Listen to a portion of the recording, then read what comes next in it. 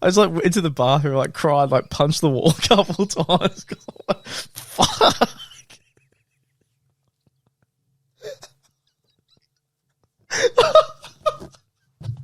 I was in the mirror, like wiping my tears, like don't, like, and I kept talking to myself, going like, "Dude, do not cry when you go into timeout. It'll look so much worse."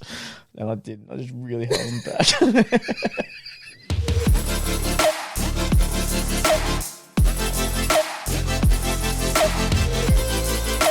It is Morokaii with Two Eyes. We are back. We're on every single Monday, Tuesday, Wednesday, Thursday, and Friday, 7 a.m. on Spotify and 4:30 p.m.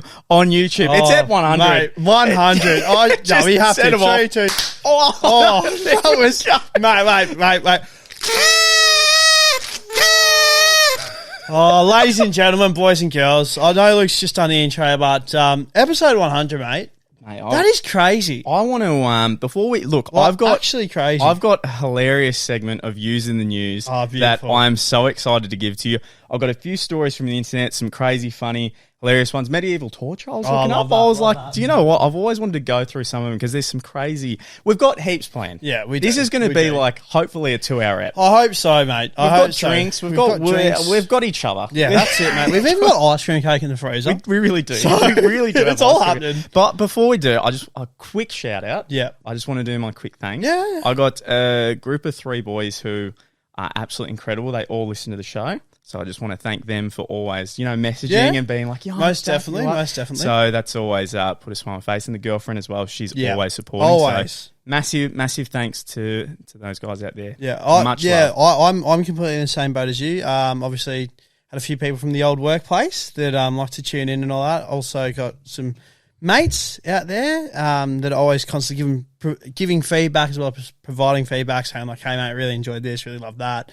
Clips are going well." Shout out to the younger brother as well. He actually dropped me off, and he's going to be picking me up later, so I can have a few Bevan Brewskis as well. A big night is planned, and obviously as well because massive shout out to the missus. She's just been an absolute rock, tons of support and all that. So definitely couldn't do it without her. Won't get too emotional, but we've got good people around us. Yeah, we've got really good support system around us. I just want to know we really support. I support you, mate. Oh, right back out. You. We definitely couldn't do this with anyone else, man. No, I love you. So I wouldn't be sharing the memories and with anyone else. Yeah, I love you, bro. So I love you too, man. Yeah, I love you too. Very sentimental. Very sentimental. All right, now let's get into the good stuff. We got our party hats on, which I'm vibing so much. I've actually, it's not as annoying me as much as what. Do you remember with these when they would just get so wet and like they wouldn't work? So like, I'm going to be doing that quite a bit, but I know for a fact it's going to get to a point where it's going to be like, I don't know if it's like if something really funny happens or something really depressing for funny things, then I'm going to pop my party poppers. Oh, you have to. I think I will. That's the game plan. Now we've got some drinks. One thing I'm going to say, when I drink, everyone hates this, and I hope I don't chip a tooth because of this. I open my drinks. No, don't stop. No, don't do that. Stop it. I don't like that. I don't like that at all. You know what? I watch back. That gives me so much fear and anxiety. Smirnoff Ice with my teeth. You're a two-stop, mate. You just got to... just genuinely, like, you're just going above and beyond. Maybe I like the attention. I always wonder why I do that. Man, I watched the episode back where we talked about the dentist, and we only did it for a little bit at the very end, and I could not stop laughing at your face. I didn't realise you must really hate the dentist. You went to throw up when I talked about the scraping of the tooth. I just don't like any of that. It's the same as I don't know. Whenever you're watching like the doctor shows on TV and they're doing like open surgery, I just hate that. I just don't like that. Like I've got a feeling in one of my tooth.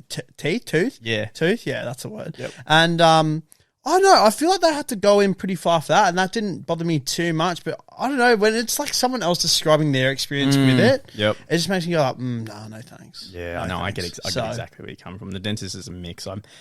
Most of the time, not bad, but a couple of recent experiences, I've been like, oh, maybe I'm changed my mind on it. So, but anyway, guys, we have a segment now.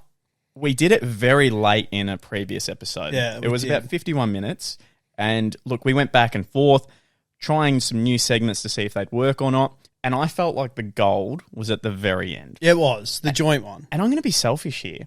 this is for me. I replayed that episode, the use of the news, especially your part. Yeah, okay. On my way to work, like 7 times. Just that short 5 minutes. Mate, I was laughing my ass off. I loved going through it again. I've been told by, a couple of close mates that they really enjoyed it.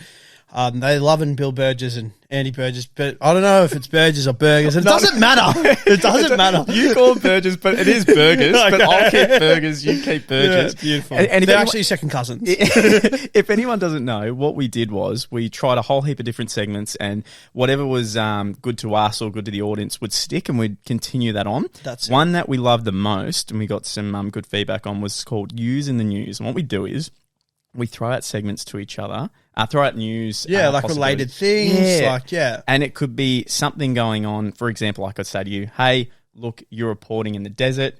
Yeah. The camels are starving for water. Yes.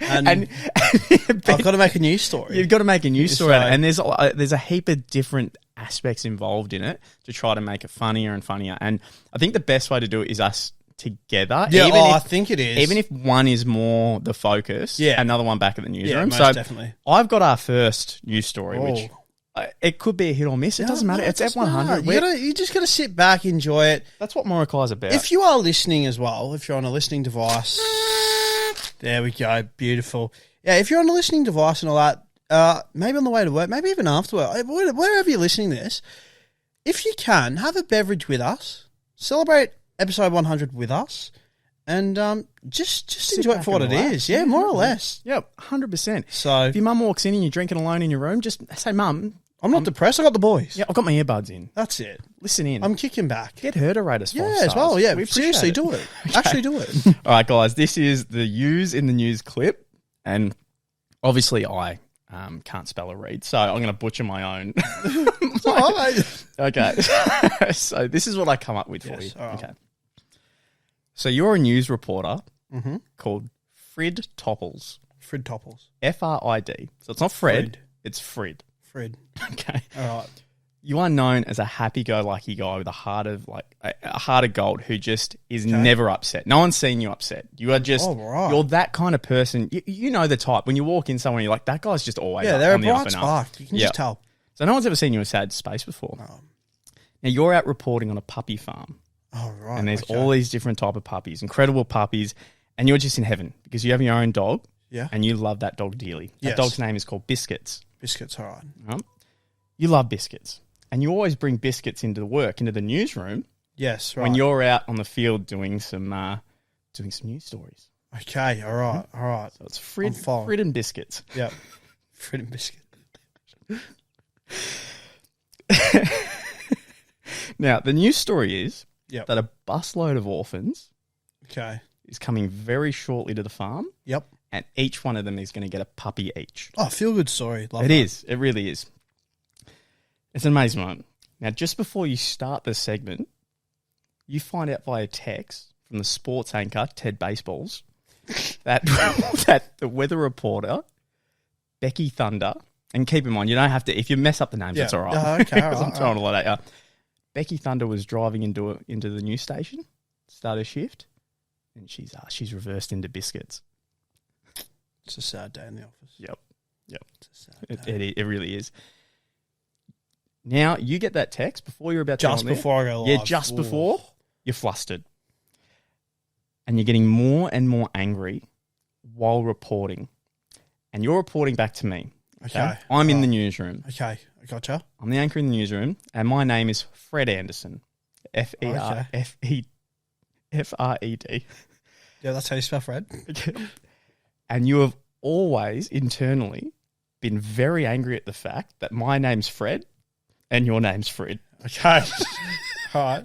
But you've never revealed it. You're just so happy-go-lucky. Yeah, so right. Maybe that comes into play every now and then. Okay? And you're also trying to get more information regarding how Becky Thunderstorm hit your dog. Yep. And you're making light threats throughout the news article. Jeez. Okay? And the last thing is, once the orphans arrive, you're then handing a puppy to each child, and you're slowly getting meaner and more sarcastic because you're realising you've lost your dog and you're giving a dog to someone else. Jesus. Okay? So I'll support you in this. Yeah, thank you. I'll support you. I'll need it. I'll need Fred it. Anderson. But remember, you're Frid. Yeah, I'm Fred. All right. Becky Thunderstorm has hit your dog. Becky Thunderstorm, yep. You're giving out puppies. Yep. To orphans. All right. Okay. Do you want to have a drink before you do it? Yeah, I'm going to need a moment. Hang on a sec. I know, I threw a lot in there. All right. There is quite a bit going on. But I think you've got this. I hope so. Okay. I really hope so. All right, let's see if we can create some magic again, or if this is going to be just a cringe moment. But either way, hopefully, mate, I've got a drink. I'm here for it. Yeah. Okay. Here we go. Ladies and gentlemen, it is Fred Anderson from Channel 79 News. We've had a great day in sport. All right, Ted Baseballs has told us all about the little orphans who are hitting home runs here and there. They're going off. Now, if we go to the other side of the pitch, metaphorically, we've got some orphans. We're taking them there from the baseball field with a big surprise. Right? These kids, they don't have parents. They're struggling. They're hitting dingers, but at home they're not having winners. Okay? So we're taking them to a farm, but they have no idea that it's a puppy farm. They have no idea. They're so lost in it, they have no idea if this bus is never going to stop because you know, with orphans, they just never know what's going to happen next because there's no comfort in their life, which is horrible. So what we've planned is for them to go to a puppy farm. And at that puppy farm, famous reporter Frid Topples will be handing them out a puppy each. Now, I'm going to go to Frid just before they come through, and I'm going to ask him what the vibe's like with all these puppies. I just want to know. I've never been to a puppy farm, but it sounds amazing. Puppies are they're nothing but joy. We're going to transfer over now to Frid Topples. Frid, how you going, mate? Fred, how are you? Yeah, I'm good, mate. I'm good. That's great, mate. This is a heartwarming story. It is. And I feel very, very lucky to be in the presence of these quite young children. You know, they've had a great day at the baseball field. Now coming to get some puppies. Sorry, just very emotional at the moment. Just these little bundles of joy. Yep. These puppies are, and it's going to be so heartwarming for them, Fred. It should be a great day. It should be a really good day. That's good to hear, Fred. There's no thunder in the sky, which is pleasant. Very good day. Yeah, Becky's all over it. Becky Thunderstorm with the Thunder Report. That's coming in at 8 p.m. Maybe she doesn't need a report tonight. Maybe I could do the weather, Fred. Yeah, it's a bit strange, Fred. You've got. I think sometimes I just don't like Becky's tone when she. But we're not here for Becky again. We're here for the children. Yes, we are. Over the puppies. You know, we've got little Jack Russells here, some Huskies, Corgis, little sausage dogs, little wieners. Now we all know. Yes. That you have a favourite type of dog, don't you? Oh, Fred? I did have a favourite. You are so correct there. Oh, did. Yeah. Yes, did. Unfortunately, the kids are actually rocking up. I think it's a bit more important than my own story, Fred. It's not about me. It's about the children, Fred. It's about the children. And they're actually coming off the bus now. They just look wonderful. They do. How's their clothing? Do they have enough clothing? I've always worried about that. Yeah, no, they are looking quite warm. It looks like good. St. Vinny's and Salvos and all that. Fred, I think it's a bit rude there, mate. They just want to be warm, just like you. That's a bit distasteful there, Fred. That's true, Fred. That's true. Very distasteful. Oh, Fred, I see it now. And it's young Becky Gutamones. She the one who hit one of the home run dingers. She's coming off. What puppy have you got there for her? The wonderful thing about this puppy farm is there's variety for everyone, which is the best part. So she's actually going over to a Doberman, which a great breed, I would say. A very nice dog. Have wanted one for quite some time. Actually, almost reminds me a little bit of Biscuits. And just touching on Biscuits, probably your dog friend. Yes. By the way, Biscuits, it's been in all my news stories as well. You're hearing his little woof woof and all that in there, and unfortunately, I'm not hearing a woof woof, Fred. What do you mean, Fred? Well, it's come to my attention and again, I know that today's all about the children, like, but it doesn't. It's beside the point. Being told by Ted Baseballs. Got an alerting text message. Fantastic sports anchor, Ted Baseballs. Yeah, Ted Baseballs is a great sports anchor. A lot better than whatever Becky will ever be in her entire life. Becky Thunderstorm. Yes, 10 times better. Oh, Fred, is this something that's appropriate? Yeah, I think I will hijack this broadcast. Fred. By the way. How come, Fred? How come it's Fred? Why didn't you get called Fred? Fred? Fred. Well, I was going to say I wasn't there, but I was there at the time. But I would like to think so, Fred. I don't know. Maybe it would come down to correct spelling, I guess. Oh, so is that a personal attack on my parents there, Fred? Sorry, Fred. No. I see how it is. That was a cheap shot. How about you and Becky? How about you and Becky? You know what? No, screw this. Screw all of this. Oh no, not in front of the kids. No, Fred. you know. By the way, kids, I am sorry. Fred is still holding that Doberman. You're not getting your Doberman, Becky. Becky Nunez or whatever your last name was. I have no idea. It's beside the point. Becky Thunderstorm has come in. Care factor none. 0. Big 1001. And she's doing little dancey dances all over TikTok. Just think she can reverse in. No care. Kill my dog. How dare she? My little biscuits. Gone. I didn't even get to say final goodbye. You didn't even get a bone. Oh, no. Yeah, so Becky, if you're out there, remember, I know where you live. Oh, it's not a threat. It's just I was inviting everyone around for a threat. I was inviting everyone Police around. Included. I was inviting everyone around for a party, a dinner party. Jeffrey Dahmer. No, so I can't. There's just so much going on. It just bothers me. All right, so we've got puppies here for the children. Becky's killed my own puppy, so that's great. That's really good. I'm just, you know what? I came here today thinking this is going to be a great day for everyone involved, and it's just not. Yep. It's not. I get that they're, these children, they don't have a lot and all that, and I'm glad that I can bring them happiness with their own puppies. I think that's great, but I don't think it should be my puppy dies, they get one. So, Becky, I hope you're watching this, Becky. I hope you're having a great time at home, not giving it one single damn. I refuse to swear on live television. That's good. I refuse, but it makes my blood boil. That's Fred. Look, we're going to have to definitely discuss this. It makes my blood boil. I think we will. But can you just please give the crying girl by the way, yeah, you can have your Doberman now. I apologise. So I'll give that a little pat. That was Fred Topples, just Channel 79 News. Fuck you, Fred. Fuck you.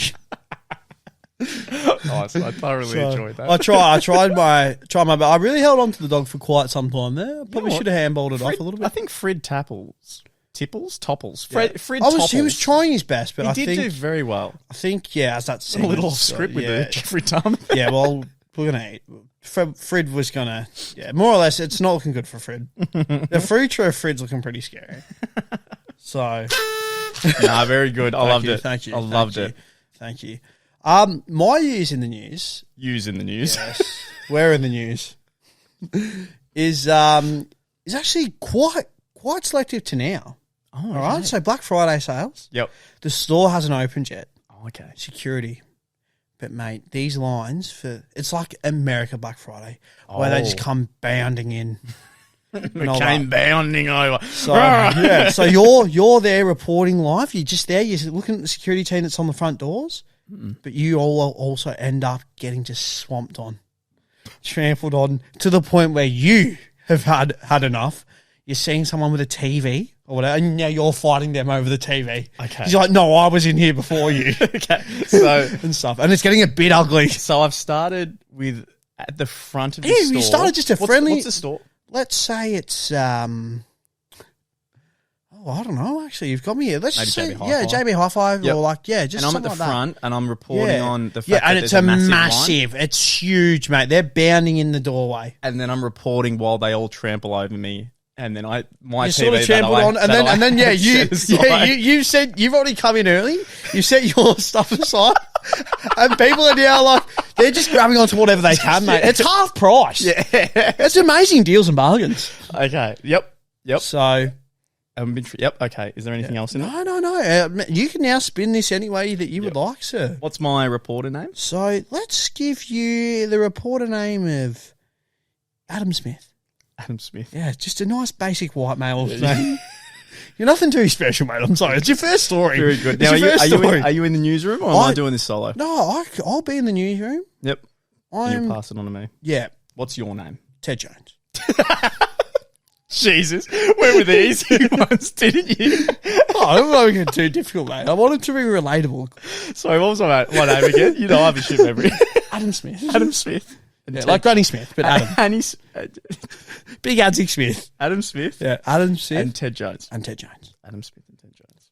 Okay. Putting from BBC News. All right, mate. You start when ready. Ladies and gentlemen, welcome back to BBC News. It is Tom Jones. And... Didn't you say Ted? Yeah. It's all over the place. It's all right. We'll start again. Coming in hot. Hang on a second.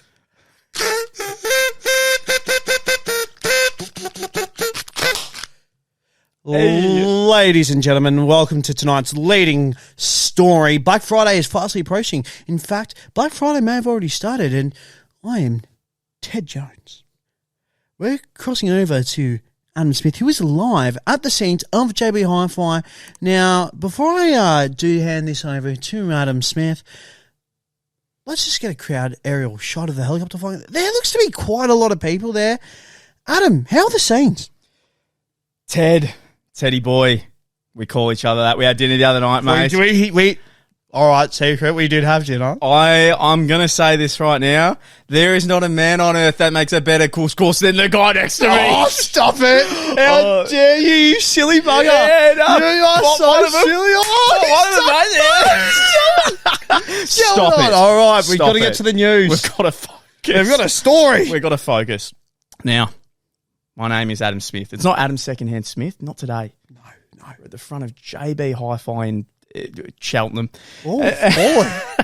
All right, guys. Just around the corner from my house. Yeah, oh, wow. You mean around the corner from the greatest couscous ever made? Adam, stop it. Another popper. That's a lot of poppers.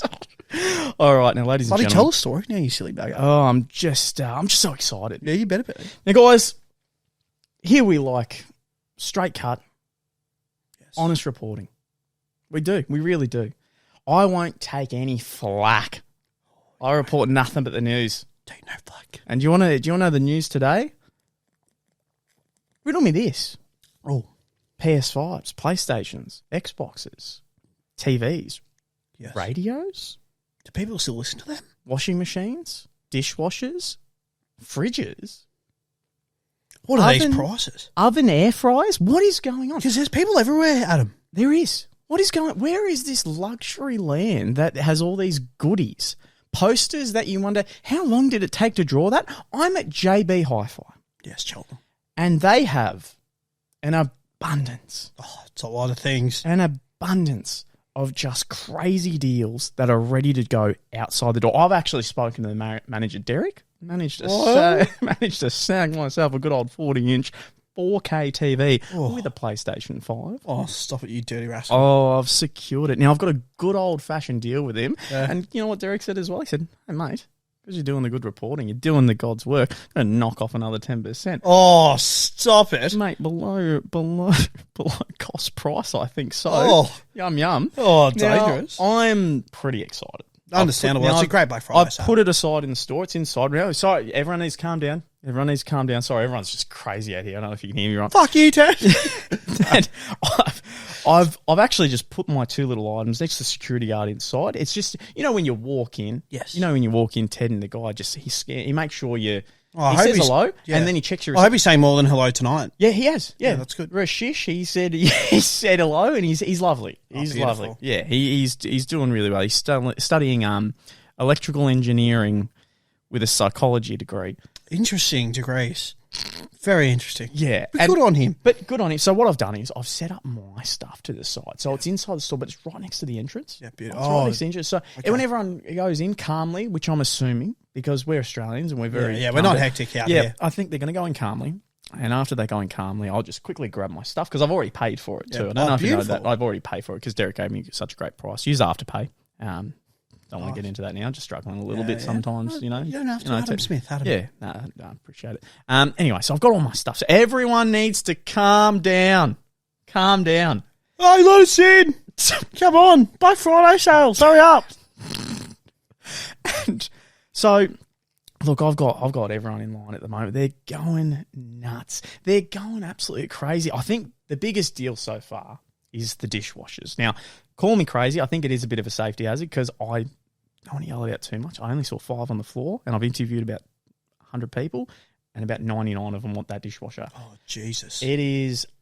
I'm just going to... I think it's going to be a bloodbath. Life's going to be a roller coaster. I'm just going to enjoy it. But anyway, I'm going to quickly just interview one person I've got at the front here. Her name's Jenny. And I talked to Jenny, and Jenny has a heartwarming story where her son is blind, and she wants to get him a PlayStation 5. Understandable. Right? Once you get him, and I said, Jenny, I'm going to go to her and say, I said, Jenny, but he can't see. She's like, it doesn't matter. He likes the sounds. He loves the sounds. Right. Jenny, hey, it's good to see you again. It's good to see you, Jenny. You're now at the front of the line. You're getting close to it. Jenny, are you excited about little Liam's PS5?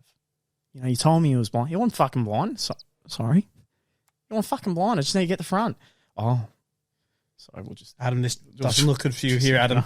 No, sorry. Some people can be evil in this world. Most definitely. Some people can be evil in this world, so we'll ignore her for a second. But, guys, we're going to count down. We're getting closer and closer. Stop it. We're going to count down. Yep, you're getting it ready. We're going to count down from 3... Oh, stop it, are we? And on the 1, everyone's going to just rush in calmly. But I've got a real high hope that everything is going to be calm. It should be. I think we're very good here in Australia. They're letting me officiate. Everyone ready? Yeah, very good. All right, guys. 3, 2, 1. Ah, my toes. Everyone's stepping on my toes. Oh my God, Adam, are you okay? Adam is down. Oh my God. Rashish, help him, Rashish. Oh my God, the earth is sucking me down. What is happening right now? Oh, Rashish. Ow. Everyone is stepping on me. Oh, my God, mate. I think I've bulged a disc or whatever you call it when you do your back. Is Adam dead? Get a camera on him. Get a camera on him. Anyway, he's stepping on me. I thought we had a good bond. Oh, my God. I need to get up. All right, I'm getting up. Jesus, they're animals. I genuinely cannot believe the scenes here. They are animals. No, but it's all right. As I said, life's a roller coaster. I just need to ride it. I think the last person to go, oi! Don't touch my fucking TV, cunt. Oi! Adam, settle down. Teddy's got... Where's the cameraman? He's got my TV. Hang on a sec. You've already paid for that, Adam. Teddy's got my TV. Ted, sorry. I just need to... Ted, give me the fucking TV, you... Oh, my... Ted, he's took it. I don't believe this. He's took it.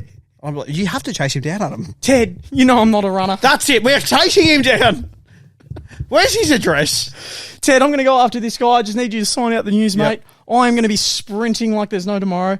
My toes have been stepped on by 1,000 angels.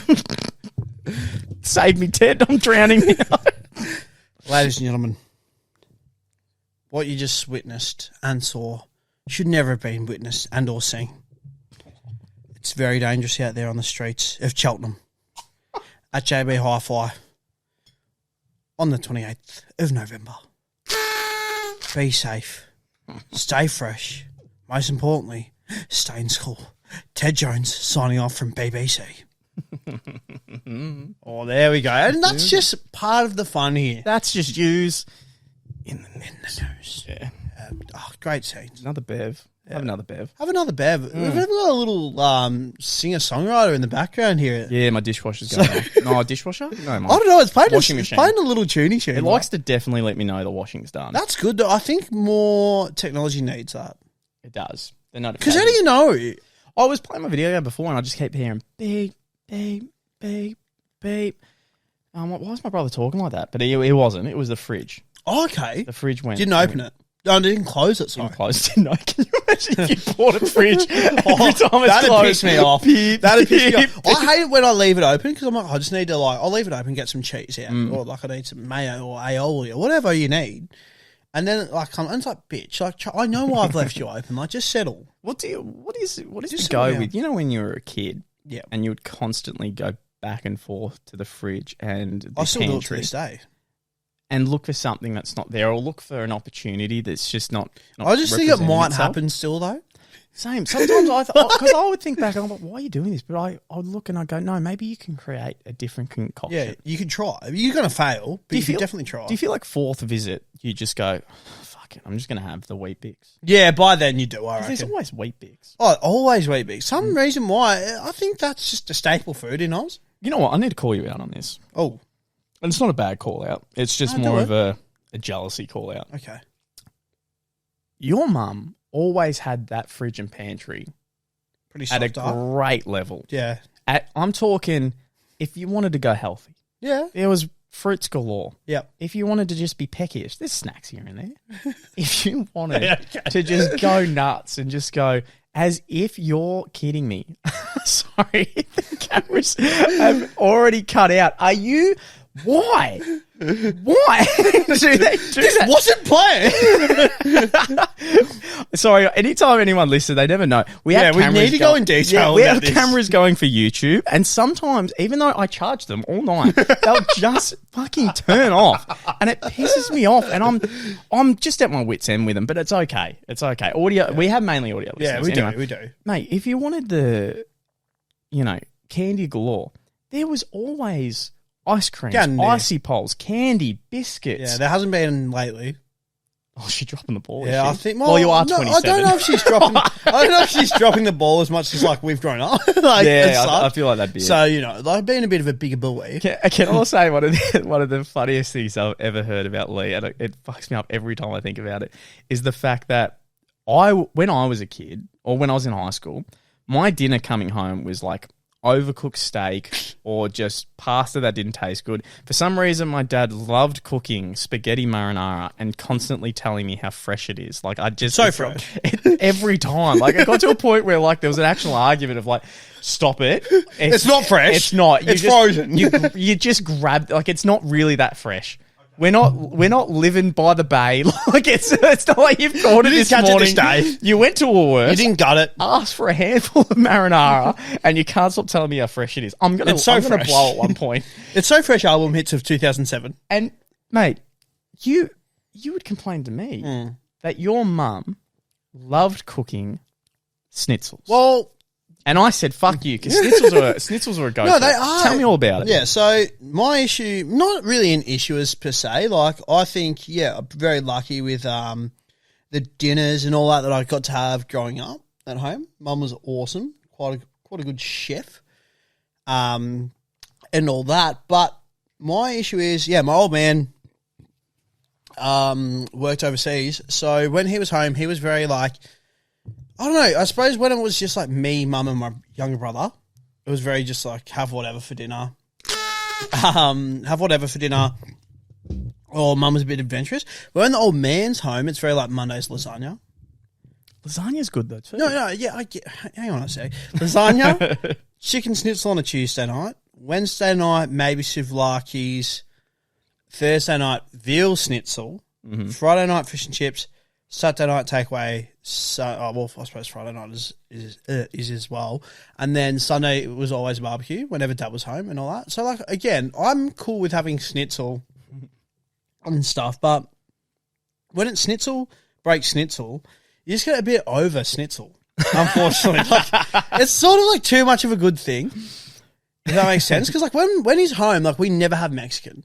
So now, like if I have tacos, I'm like, oh my god, tacos. Oh, tacos. Tacos are such a easy. Simple but effective meal, man. Tacos are one of I would say my top 3 dinners would be salt and pepper calamari with chips and garden salad. Yep. Second, tacos. Third, maybe a really good pasta, like a bolognese, like a spag bowl. Or no, so parmas. Yeah. Like homemade parmas. Yeah, agreed. With homemade chips. Yeah, be slapping. Oh, extra salt. Yeah, throw on as many chippies as you want. Oh, you can. Put on as much sauce as you want. Damn it, they're good. As much cheese. Damn it, they're good. Now, mate, we had some topics prepared. Yes. Now I'm gonna go through them. I searched up some some crazy stories. I love a crazy story. Okay. I haven't even read these. Now, for anyone that doesn't... Hopefully not as bad as your previous. I was about to say, for anyone who doesn't know, me and Lee did a vaulted episode. Now, me and Lee have a whole heap of clips that are vaulted. Yeah. For a day, we're going to release them. I'm pretty keen. Like, way in the future. Oh, 110%. But in this vaulted episode, I had a story that I thought was going to be great. And it was just this guy who wrote his fantasy porn. And I realised a couple minutes in that it was just ridiculous. This is taking a dark turn. Like, this guy told a story about how he had sex with his girlfriend, his girlfriend's mum, then his girlfriend's dad. And I went, and at the dad, I just went, all right, well, I'm annoyed now because I've been telling this story for 5 minutes. Yeah, it's ruined the pod. It's in pretty deep. We are there very deep. time. All right, so we're going to start off. What would you rather? Okay. Ooh, okay. Well, I'll give you options. Yeah, so I've got 3 that's going to be told, but how would you like the order? I've got this one. The title is, I need to tell this story, but I can't tell anyone I know. Second story is, I suffered a mild stroke while masturbating and I had to call 911. She's 911 there, mate. Nice, okay. Got high and ran into cops pulling over a black couple and started recording and did not know how to act sober. Oh, Jesus. They're all a bit spicy contents. They are. Let's go for option number 2. Option number 2. Yours looks broken. It is. Okay. Thank you. I suffered a mild stroke while masturbating. I had to call 911. First responders and several family members saw my setup, and I'm still struggling with how to deal with the embarrassment of it all. Doesn't sound good off the start. Do you have a setup? I wouldn't say that I have a setup. Do you have like a ritual? I know some people have like a... No. Neither do I. No, it just sort of like happens. I did have a mate. Like, I just grab the phone, grab, something to clean up, and that's it. Yeah. I had a mate who had he had a whole fucking iPad on his chest. I put on his chest his top 3 videos. Candles. All different types of lube. You would know too. So, yeah. Rhymes with Kames Kai.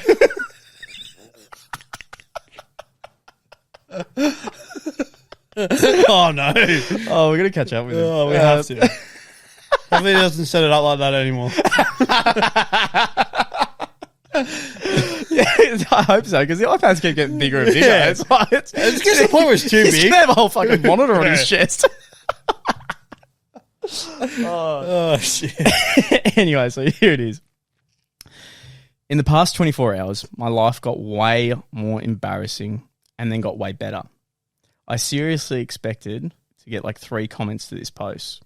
As in 1, that's gay, sucks to be you. And strokes jokes. I've never heard someone say. Oh, boy. I think he's put the update first. Hold on. I'll read the update second. I need to... Yep. Okay. Over a month ago, I had a TIA, transient ischemic attack, and have basically made a full recovery. But I literally thought I was going to die. I had settled in for an extended session of self-love, complete with several toys and porn airplaying to the TV. Oh, boy. About 20 minutes in, my entire left side, I'm left-handed, went numb and I lost strength in both arms. I felt I could not lift them above my shoulders and nothing made sense. The girl in the video had been talking dirty, but now sounded like garbled nonsense. I tried to talk, like to say, what the fuck, out loud or something, and all that came out was, So at that point, I lost all sense of the situation and just dialed 911. Within what seemed like 3.5 seconds, first responders knocked at my door and I greeted them without any clothes on. Porn still playing, big dildos, and more glistening on the towel than on the floor. I was making no sense and was now acting really out of it. So they took me to the ER where I was discharged a few hours later with the full clarity of what happened. My dad was at the ER with me and he said, let's get you home. All I was thinking is that I need to get into the house first. My mother and sister's car were parked out the front of my house where I pulled up. So this was clearly mute. I am just a bit mortified. The conversation awkwardness of the past 5 weeks has been a daily curse. Okay. Jeez. I've always wondered this. I've had a couple of mates before where they've had someone walk in on them, a family member. I feel like that's something you can get past. Yeah, most definitely. But this guy's right on his story. A few weeks, 5 weeks, definitely going to be something that's a bit awkward in the household. Yeah, no, most definitely. You feel for that. You really feel someone like that. That is a rough gig. Yeah, especially if you've got the whole setup going. Yeah. It sounds like they really went all out too. It really does. What's worse? Do you reckon it's worse to get walked in on having sex or doing your own thing? Maybe. I reckon maybe sex. You reckon? In the sense of like, I don't know, like say, just like if it's like a one-night stand thing or whatever, like, I don't know, like, yeah, I don't know. I feel like because everyone like does that, like with yourself. Yeah. I feel like that's just like human nature. It is human nature. In and of itself. So but this guy had a whole setup going. Yeah, like it's going to happen like at some point, I would feel. I definitely agree with you. What were a couple of the topics you had for me, big fella? So I actually, mate, just wanted to touch on, I'm pretty sure I've got it here. So back in year 9 for our high school. Yep. And I hope you did this, because otherwise that pushes everything. But we did a thing called City Experience. Oh, I thought that was year 7. No, it was in year 9. Was it? We got given activities and all of that. And honestly, it was just, I found it an abundance of fun. Because like when I did this City Experience, I was very fortunate enough that one of the guys in the group, like his uncle worked at the Queen Vic Market. So like we would usually go there for lunch. Oh, I remember that. Yeah, like that was really, really fun. We played like a game. One specific day, we would stop at every single 7-Eleven to get a slushie. Oh, nice. And it started off with the big ones until probably about 10 o'clock, and you pass like the 10th one. You're like, no, I don't want it anymore. Like I actually How cool was that as a kid? You're excited like for a slushie. Oh, like, mate, like, it was my God. unreal.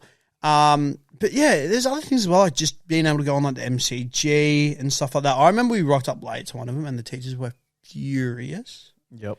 Furious. Even though we were like there early and no one else was there.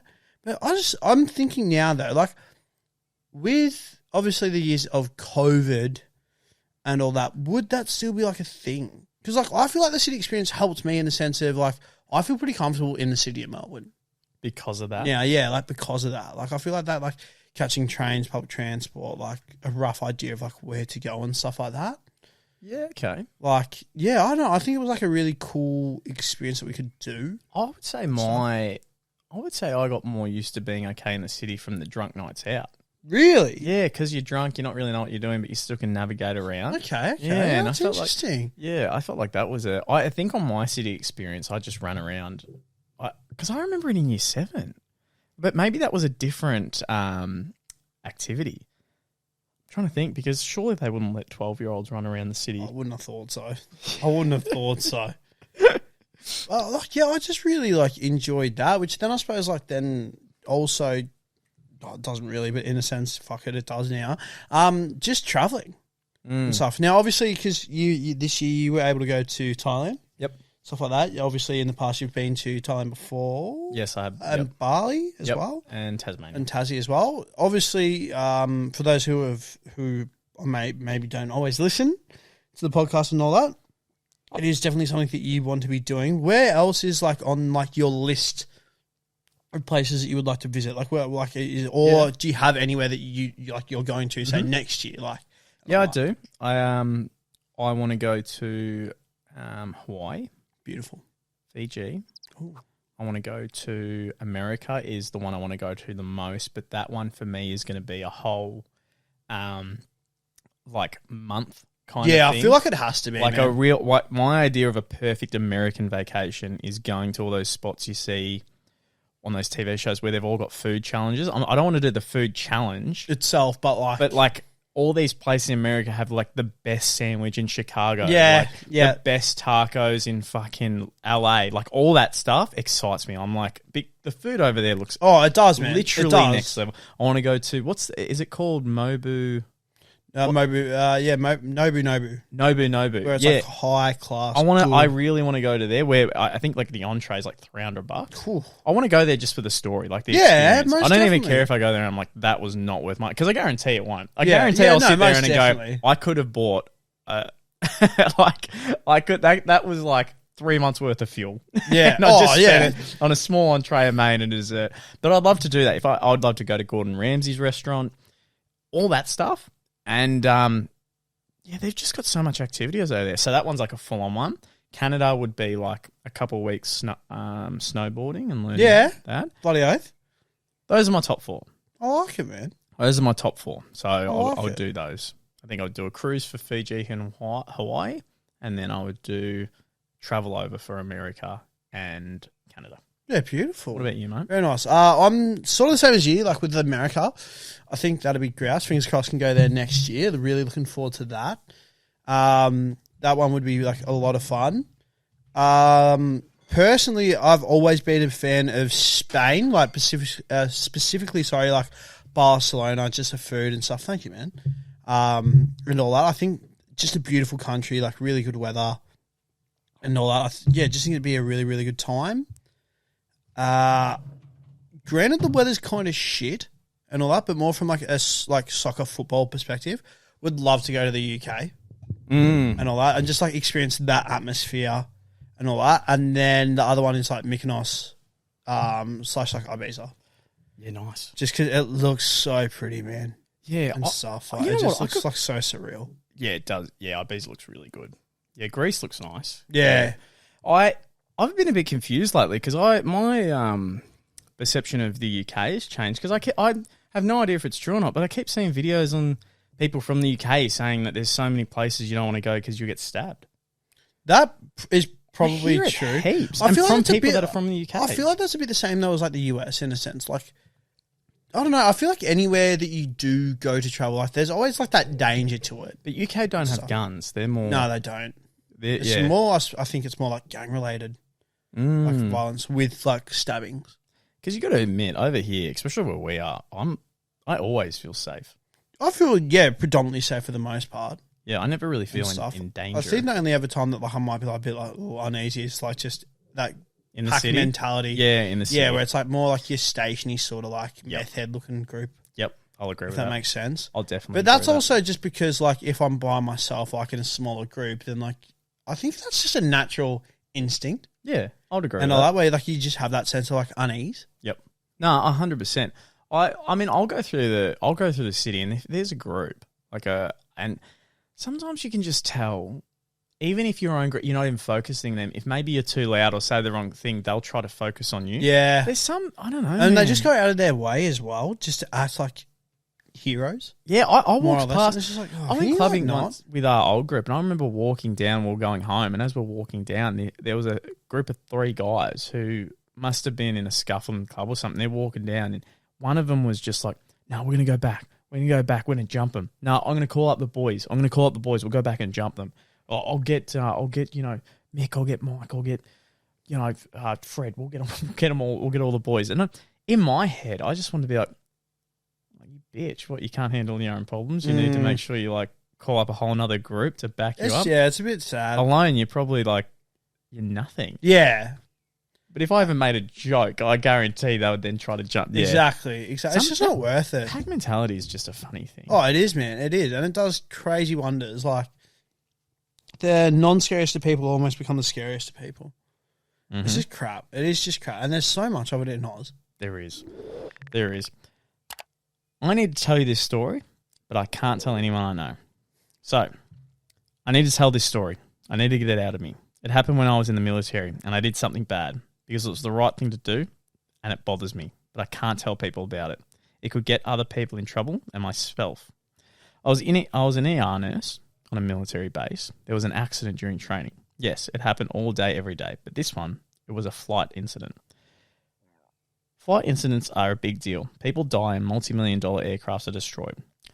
This accident was no different. My patient was a pilot who ejected and lived. Others did not, and the accident was considered my patient's fault. So they bring the guy in. He walked in. He was fine. Wrecked with the survival guilt, sure, and we had to do the whole trauma x-ray thing.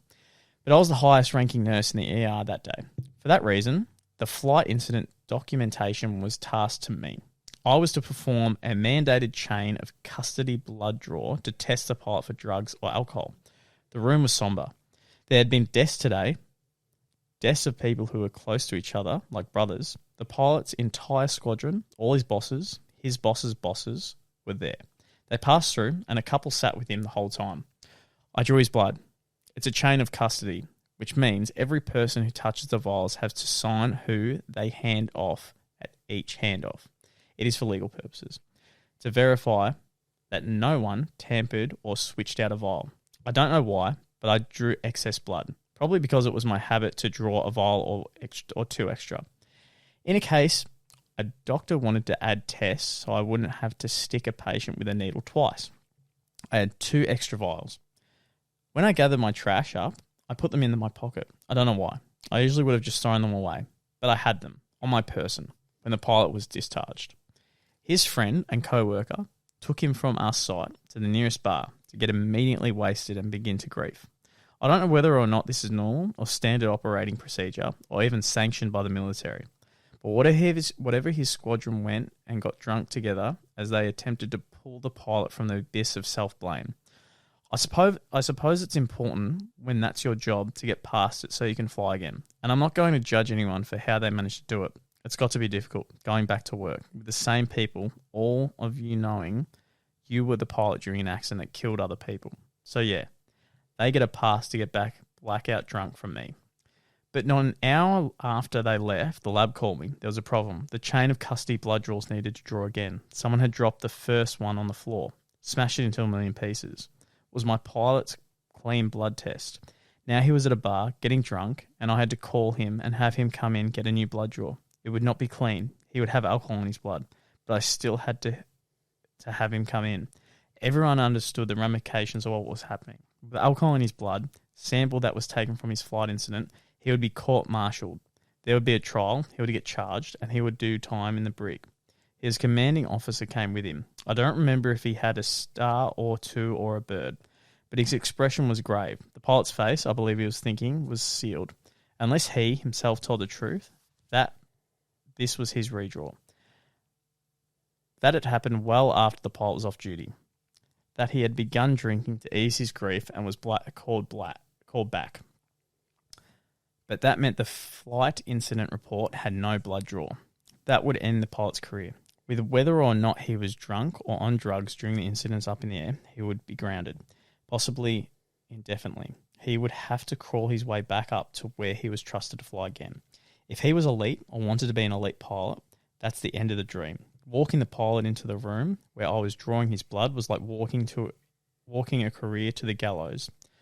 The whole time I did the paperwork and drew the blood, I knew what I had to do. The commanding officer stammered and said things and made explanations. I don't know what the thought I could do about the situation. I'm pretty sure he had no idea that I could or would do anything. No one pressured me. I'm trying to say no one threatened me. No one coerced me to do what I did. I did it all on my own, and no one knew what I was even planning. I took the blood I had just drawn into my right hand, and the pilot was looking down at the ground. His head hung in grief for the dead and for himself, looked at me and said, "Look at me." I waited for his eyes to meet mine. He had to understand what was happening, and everything would be okay. Do you remember who drew your blood earlier today? Who did it? Who? I asked him, demanded of him. You did. It was you, he replied. Holding his blood in my right hand, I reached in my pocket in my left. Demonstratively, I took out the blood I held onto. And then I told him, this is some blood I drew from you earlier. This is yours. There was extra. This blood came from you. He didn't look blank. Exactly. It was the moment just before understanding. I looked at him and his commander and then turned and put the blood I just drew into the sharps container bin, the garbage. I threw the new blood draw away and I put the vials I drew on him earlier down in front of me and set about filling out my document.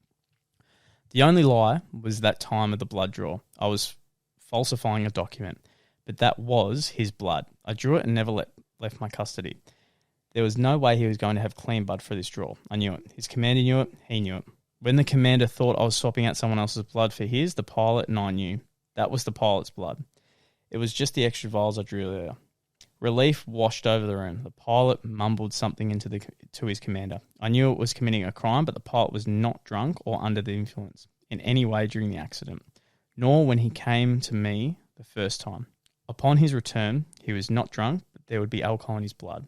If the blood ran, his career would be over, and it would be over unjustly because he was sober when I got the first sample. I don't remember the look on his face afterwards or what either of them said to me in gratitude. I was hearing my heart beat and the blood rushing to my ears because I knew it would be me doing time in the brig if anyone knew what I had just done. I blew them off, waved them away out the room. They couldn't walk out triumphantly. They couldn't show their spirits had lifted, couldn't slap me on the back. They had to leave now without a fuss, so no one had no idea what I had just done. It bothers me. I'm a liar. I faked official documents. I feel terrible about it, but I'd do it again. It was the right thing to do. Even if it messes with me to this day, it's good to get it off my chest. Pretty big one. That is a very big one, especially in the service that they were in. What would you do? I feel... Because that's jail time. It is jail time. It is jail time, but at the same time, like, I feel like it's going to be, like, if you have full well known that, like, you're going to have to do a redraw of blood, and that person's obviously suffering grief, and has gone for a few drinks, like, it's not going to be an accurate reading. Mm. Like, not once have I ever left a blood test and then been like, oh, fuck, they might call me back. Yeah. You know what I do find weird? That he just randomly held on to it. Yeah, that is very odd. That's strange. Like extremely strange. It is. Like, because I would have thought, like, yeah, if you don't need extra, like, you just dispose of it in like a biohazard sort of thing. That part is really, really odd. It is. Because I'm assuming he admits he does. It's not like he forgot. It's not like he's saying, "Oh my god, I just got home and I realized I got the blood." Yeah. No, he just left it. Yeah, which is, I don't know. It's just weird. It is strange. It's really weird because and I'm assuming they would have done more blood tests or whatever after that pilot too. Mm. It's just odd. odd. Do you know a good question comes out of it though?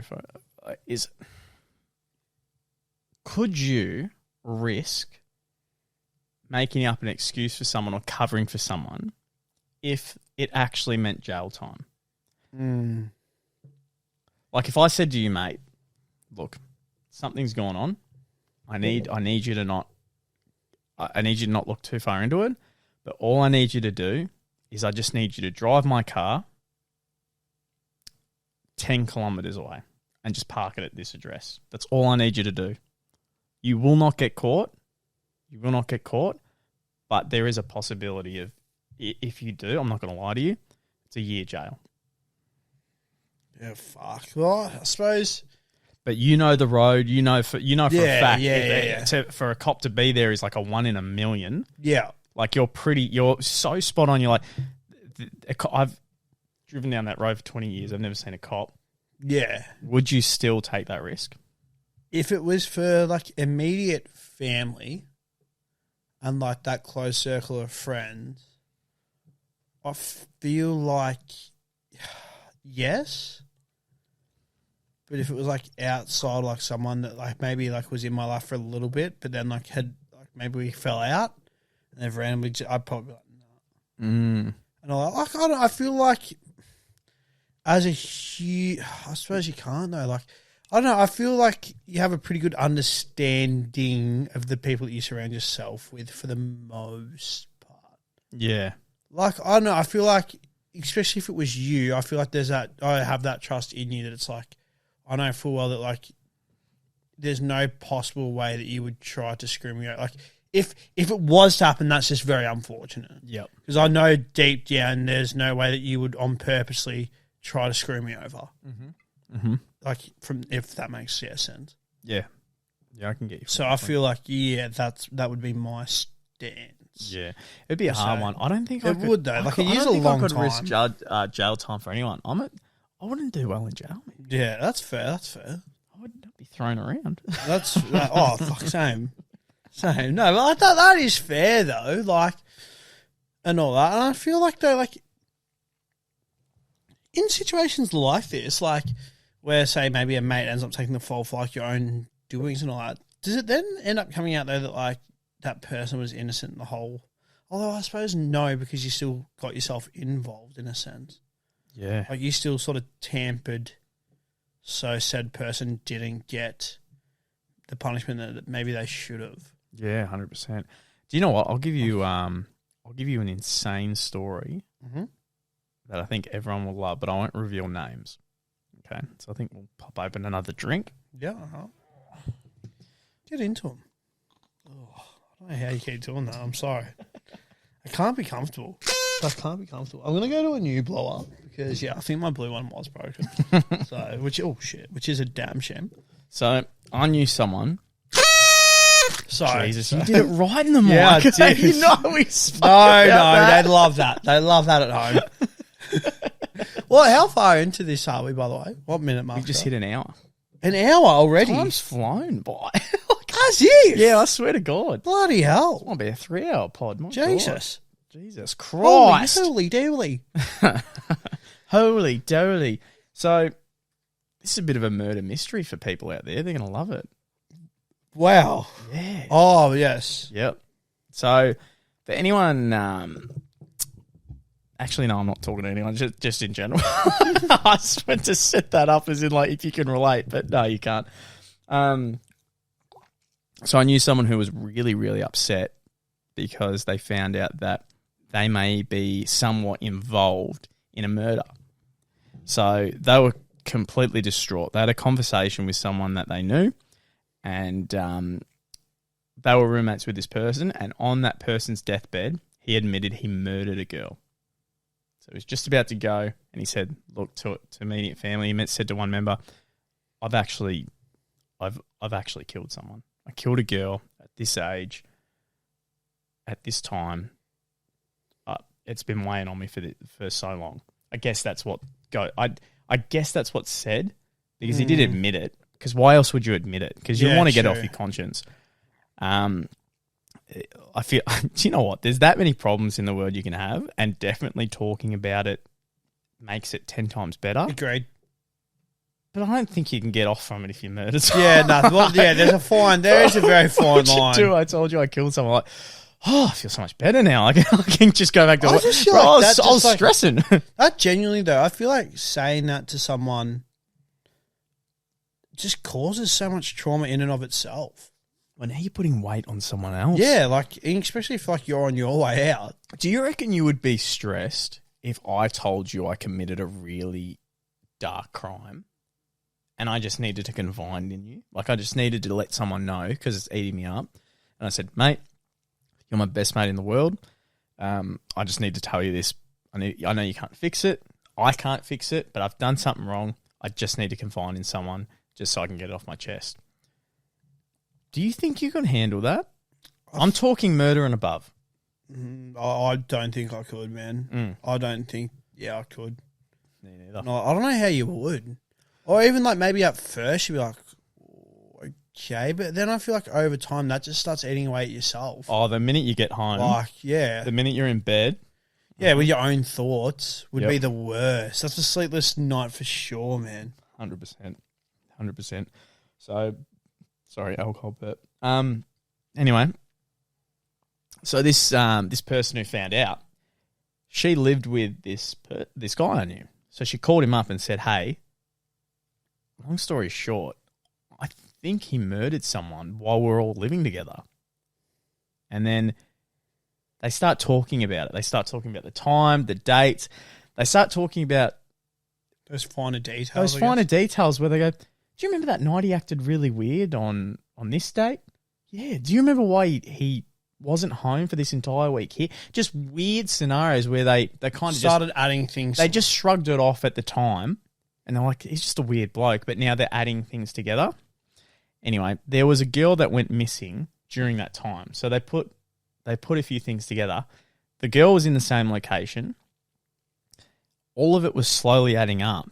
And the more and more he thought about it, he went, oh my fucking God, I'm now at like a 90% certain level. This was him. Not just I wonder.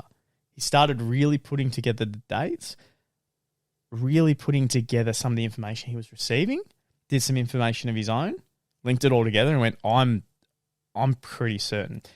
The person who was on his deathbed's now died. Yep. He's gone. All right. So he's completely gone. He breaks down. He's a mess from this because this has happened under his roof. So I think at the time he was dating, could be wrong, but I think he was dating this girl and it was this girl's brother and they all lived together. Anyway, the story is that this girl who was maybe 16, could be 14, just went missing one day. Just went completely missing. No one knew where she went and they're all confused and they put it down to murder. I think one of the statistics is if you don't find someone in 24 hours or 48 hours, isn't it that it could be possibly murder or kidnapping? I think so, yeah. I'm pretty sure that's. And I know like the search parties usually don't go like any longer than I'm pretty from. Could be wrong, so I do apologise if I do have this wrong, but I feel like maybe it's like after 48 hours, like they just call off like search parties. Yep. And stuff like that, 'cause it's just like yeah, how much more can we search? Yeah, and cover, yeah, sort of thing. So he was getting really upset. Obviously, he wanted to do more digging and find out if there's a way he can fix it for his own conscience. Kept doing more and more research, kept going deeper and deeper. And it came down to, okay, the car that's explained for the girl that went missing is his exact car. My roommate's exact car. I know that for sure. So he now knows that information. He knows the date that she went missing. He remembers that this guy came home with scratches all over his face. Right? And they were like, what are you doing? And he made up some crazy excuse. Just weird excuse. He was out in the bush. And they were just like, oh, I guess that's him. Just weirdo. He just acts so strange sometimes. They also remember the next couple of days, something along the lines of he completely ripped up their garage. Like the ground throughout the whole garage, the concrete, he ripped everything up. Completely ripped up. And they're like, what the fuck are you doing? He's like, oh, I just want us to have a new layout for the garage. I want to redo it. I want to redo the gravel, the ground. I want to change it up. Like, that's so fucking weird, but sure, okay, if you're doing it yourself, whatever. So he completely redid the flooring of the garage. Anyway, so he's adding this up, and he's adding it up more and more, and the more he goes through, he goes, it's the same car, it's the same date, it's the same night.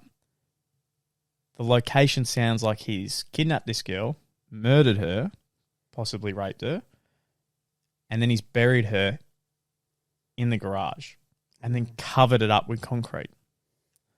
So now he's at like a 95% level because things keep coming back and he goes, this just all makes sense. So he's now freaking out. He's really scared. He tries contacting a couple of news authorities because he's like, the police, he contacted, I think, because he's now in Victoria and this happened in South Australia. Okay, right. Gotcha. So he's contacting police in South Australia, commissioners, he's writing letters, all these things saying, you need to check out this address. Yep. You need to go to the garage. Because I think there's a body underneath the garage. Yep. Worst case scenario, fucking check anyway. Yeah. I have all this evidence. Kept going. Just got nothing back. Or he would get something back and it would be just oh yeah, we're onto it. Wait a couple of months or a month. Nothing. Yeah. And he keep finding out nothing's getting done with it. So at one point he went, fuck this. He even went to reporters and reporters didn't even want to touch it. And do you know there's a $1 million award for information if the body's found? Yeah, wow. He had no idea. Not only that, he couldn't care less. He was just... he just wanted to do the right thing. Yeah, exactly. So he was... he went... Okay, I'm not getting the answers here. He went to Facebook and went crazy, posting a whole post saying, I know exactly what happened. This is where all the details, and saying no one's talking to him about it. He posted it on every case that was linked to her on Facebook a while ago. I'm talking 2009, all that kind of stuff. Yeah, shit. People kept getting tagged. The dad privately messaged him. And this would be very hard because obviously the family, that would have been so hard to deal with. Oh, most definitely. But then to have to possibly see information geez, 30, 40 years later, that might be Resurface. true. And it's just like, oh my God. So they started talking and he's like, yeah, the police aren't doing anything. I shit you not, right now, the dad went to the police, still not doing anything. The dad I think the dad might be in Sydney. He's taking a plane, literally as we speak this week, to go over to South Australia and literally door knock that address and say, I'm going into your garage. I need to know if it's true or not. Fucking hell. So what would you do if someone came to your door and said, look, I think my little girl is buried in your garage. I know that's fucking a lot to take in. Can I please go explore? I'll cover the costs, but I need to go in there and find out if my girl's in there. Because I was saying to these people, I was like, there is no way that someone would turn you away and say no. I feel like how could you, man? How could you? Especially if you say, hey, I'll pay for the damage. Yeah, exactly. I'll buy you a new fucking garage. Yeah. All parents want to know that stuff. Yeah, most definitely, man. Well, I think at the end of the day, like, yeah, you do all you can for your children and stuff. Like, granted, that's always what, like, mum and, I suppose I know it's different and not everyone's parents are the exact same, but I know I'm, I suppose, in a very lucky, fortunate place where, like, my mum and dad were always trying to do whatever they could so that way my brother and I could have, like, the best sort of life that we could possibly live. Yeah. In all that sense. And I know that, like, you always hear the stories like, oh, maybe, you know, my old man used to be, like, heavily into drugs and all that, but as soon as, like, they had a son or a daughter, his whole life was like, no, like, I've got to get off this shit. Like, it's not a life that, like, I want my child to see. Well, it's not a safe environment. My dad smoked for 20 years, and the minute I was born, he stopped completely. Yeah, I know that. Well, like, that's what I mean. Like, it's like those sort of things where, like, your parents are almost like, actually, like, no, I want to be a pretty big important role in my child's life. Like, I don't want them to grow up without a father or a like. Yeah. Granted, obviously, sometimes due to circumstances that isn't always the case, and I know that not everyone's as fortunate as lucky to grow up with both parents and all that sort of thing. But I still, yeah, I don't know. I guess, like, there's that part of me where it's like you'd like to think that, like, the general human being would make sacrifice. I think and so all too. That, so yeah, for something like that, I definitely do. Now, guys, me and Lee are just gonna. There's some Jehovah's Witnesses at the door. Yeah, we are hearing some knocking, so we will have to go and answer that. We're gonna have to talk with them. Quickly put this on hold, which is weird to have door knockers at this time of night. It is. And look, if they crack some really good jokes, we'll invite them in. Well, no, we'll invite them in. If they crack some really good jokes, we might come back here very just happy and laughing, and just really enjoying ourselves. So if that's the case, it's because of the Jehovah's Witnesses and their jokes. Jehovah's Witnesses. Nice. Are they American? Oh, dear God. Jehovah's Witnesses. Yeah. They're like the door knocker group. Yeah, but aren't they? I swear that's where they're set up, America. Oh, they could be. Oh. I don't know. I've never really looked into that. What was the scoff for? Oh, I don't know. Just dangerous. Yeah. All right, guys. We'll be back. We'll be back. We will be back. Oh, that was terrible by me. We are back. We're back. We're back. Dealt with those disnoisy. That's not even the right word. We spoke to the people at the door. Yep. Sorry. Yeah, we did. I was trying to say disturbance, but that butchered that completely. Look, we've sent the Jehovah's Witnesses off. It's just me and you now. I am closer to God, but I'd love to just have a one-on-one with you. Yep. On the podcast, 100th episode. It's all happening. It is. It's all happening. From episode 1 to now, just a massive journey. Even the progression of, by the way, the amazing back feature wall. Yeah, the back feature wall for audio listeners has so many just goodies. It does. It's got a shapes box with my name on it. Did you see up there? A shapes box with your name on it? Yep. Oh, what the hell? Wait. What the fuck? Where? I've never noticed that. Haven't you? What the fuck? No. When the hell did that happen? Where did that happen? I just did it then. Snapping the fingers. No, but like, how long's that seriously been up there? I think 2 weeks. What the hell? I'm just blown by that it's actually got your name on it. I know, right? That is cool, incredible. That's very cool. Is it my favourite? So, I can tell you got two up there. None of the boxes were opened either. I think the other day I wanted it like that, but the other day I was so hungry, man. I just had to grab it out. So I've turned them around the other way. Oh, okay, yes, right. But they did have bickies in them. Yep. They don't. Okay. He's eating the bickies. He's eating the bickies. I did. Oh boy. Oh boy. Careful of that. It's hard. Forgot about that. It's hard. Oh. Bloody hell. 100 pepperoni. I'm sorry, but that is quite the achievement. It is, isn't it? Like, from where we were to We pump now, them out. We really do. Like, come on, 5 a week. Yeah. Of nice, like, realistically, for the most part, 20 to 25-minute episodes. Yep. And we get quick people are busy on the intervene. weekend, so we just keep them Monday to Friday. Yeah, exactly. We know that you want to go out, be doing your own thing and all that. You don't want to listen to us ramble on all the time. Surprise, surprise. But we appreciate the ones that have stuck around. We do. So We really do. the real OGs. We do. And later on, we're going to be celebrating with ice cream cake. Yeah, I'm so okay for Which that. I think is pretty great. Yeah, it is. It's pretty funny. It's a good way to really just celebrate here in Oz on the pod. On the pod. Like, no one else does that, I really don't think they do. So, and ice cream cakes in general, pretty good. Let's be honest. Like, They are I must great. admit, I'm pretty over the Frodo one. I reckon the Frodo ice cream cake stuff's all that well anymore. Yep. I know the flavours seem a bit off, but yeah, original Neapolitan Napolitan? sounds more correct. Napoleon. No, Napolitan. Napolitan ice cream. You know what? I'm going to get Google. We don't. You're Yeah. right. Oh, am I? Yeah. Oh, I sweet. think so. I hope so. Napolitan. I like the way you say it more than me. I think, yeah. That was good. No one ever goes for the chocolate in it. Really? Yeah, How can I always go the chocolate and strawberry? I thought everyone goes strawberry, vanilla, chocolate. Maybe. I don't know. The strawberry one is good, though. Do you know when I went to the beach once with a friend when I was like in year 7, so Yep, right. 12. Man, I'll never forget this. We walk in and to a fish and chip shop. Yep. Me, him, and his aunt, and then maybe his niece. As we walk in, she's ordering fish and chips, and some teenager behind, like on the grill, is like, "Oi, mum, look, it's a ranger." What? My friend, like a 12-year-old. Wow. And I remember thinking that is so odd. That's like what?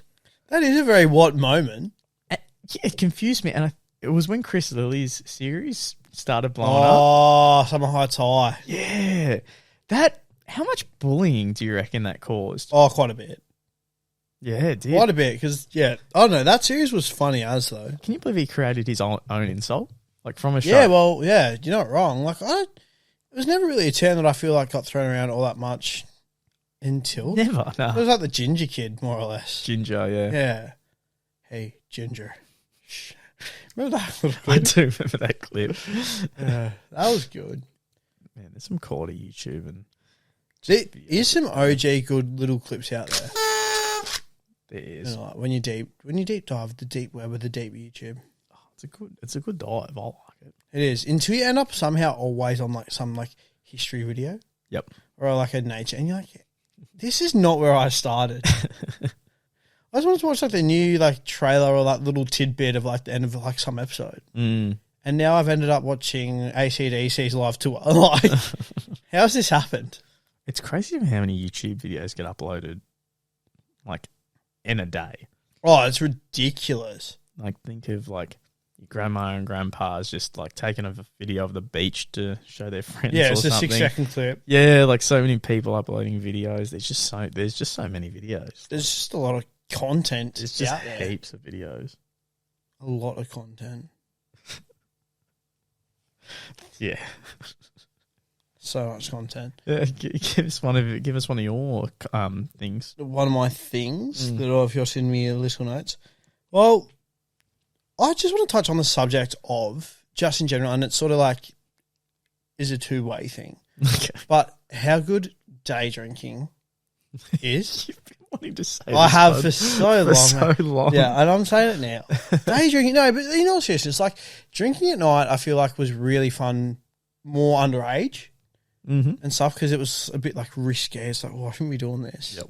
All right, so like, there's that bit of fun in it. You know, I feel at that age when we were drinking as well, everyone wanted to be like, oh, look how drunk I am and like all that. Whereas like now, it's like, oh, don't really want to get drunk. Like tomorrow's probably gonna suck. Yep. And all that, like, yeah, it's just crazy. Like, but day drinking, I feel, is that perfect medium. It is a good one. It is. It is good. It's just ideal, man. Everyone's up and about during the day. You can play like great drinking games. What's better, a day club or a nightclub? I feel a day club, man. Really? But I feel like you couldn't make out with someone. I feel like a nightclub's where you make out. A day club would be all eyes on you. Yeah, no, I think that, well, from that standpoint, I'd say that you're probably correct. But again, just everyone's more up and about during the day. At about 9 o'clock, 10 o'clock at night, that's when you finish. All right, so then you can come home. You're not like, oh, shit, it's 4 a.m. That's not great. I don't know. I just feel like it's better on the Sunday as well. If you're day drinking on the Saturday, it's just a good time. If you had like a little set-up business at the front of a club, Oh, okay. what do you reckon it'd be? Would you go the food route? Would you go like I feel like the food route is a smart, safe option. However, you're dealing with like the worst kind of people. yeah. They don't care whether they're dropping food on the ground or this is shit. Like, I don't know. I feel like that'd piss me off. Yeah, it would. It would. What I mean, but what other items could you like sell? Yeah, So, that wouldn't be annoying for people at that age at night. I don't know. I feel. See, if I was going to do it, everyone's always like, "Oh, I love a kebab," after and stuff, and I feel a great option. Yeah. All right, but I'm thinking more. I reckon I would enjoy a lot more if there was a pizza place. A good pizza joint, quick and convenient. That also does like your pasta. Yep. Yeah. Right, a bit of garlic bread after a night out. Yes, please. I wish Domino's like had like the window they do in America where it's like $1 a slice. Yeah, that'd be cool. Sometimes I just want 4 slices. I don't want a full pizza. Yeah. I know. I feel that. I went to the pizza joint we go to close to us, and I got something unique because the girlfriend was over. Yeah. So I got half meat lovers. Okay, beautiful. Half like pumpkin, roasted pumpkin. Okay. Spinach, feta. Mate, I obviously love meat lovers. I started eating meat lovers. It's so good. I had her pumpkin one. It was 10 times better. Really? It just didn't feel so heavy. It felt light. Really? But really good. And the only thing that it sucks, because I really like having 2 options for a pizza, they charge $2 extra for half and half. Oh, that's not good. That's a bit how you go on there. It is, isn't it? I would think say it's a so. bit dodgy. There's a lot of dodgies.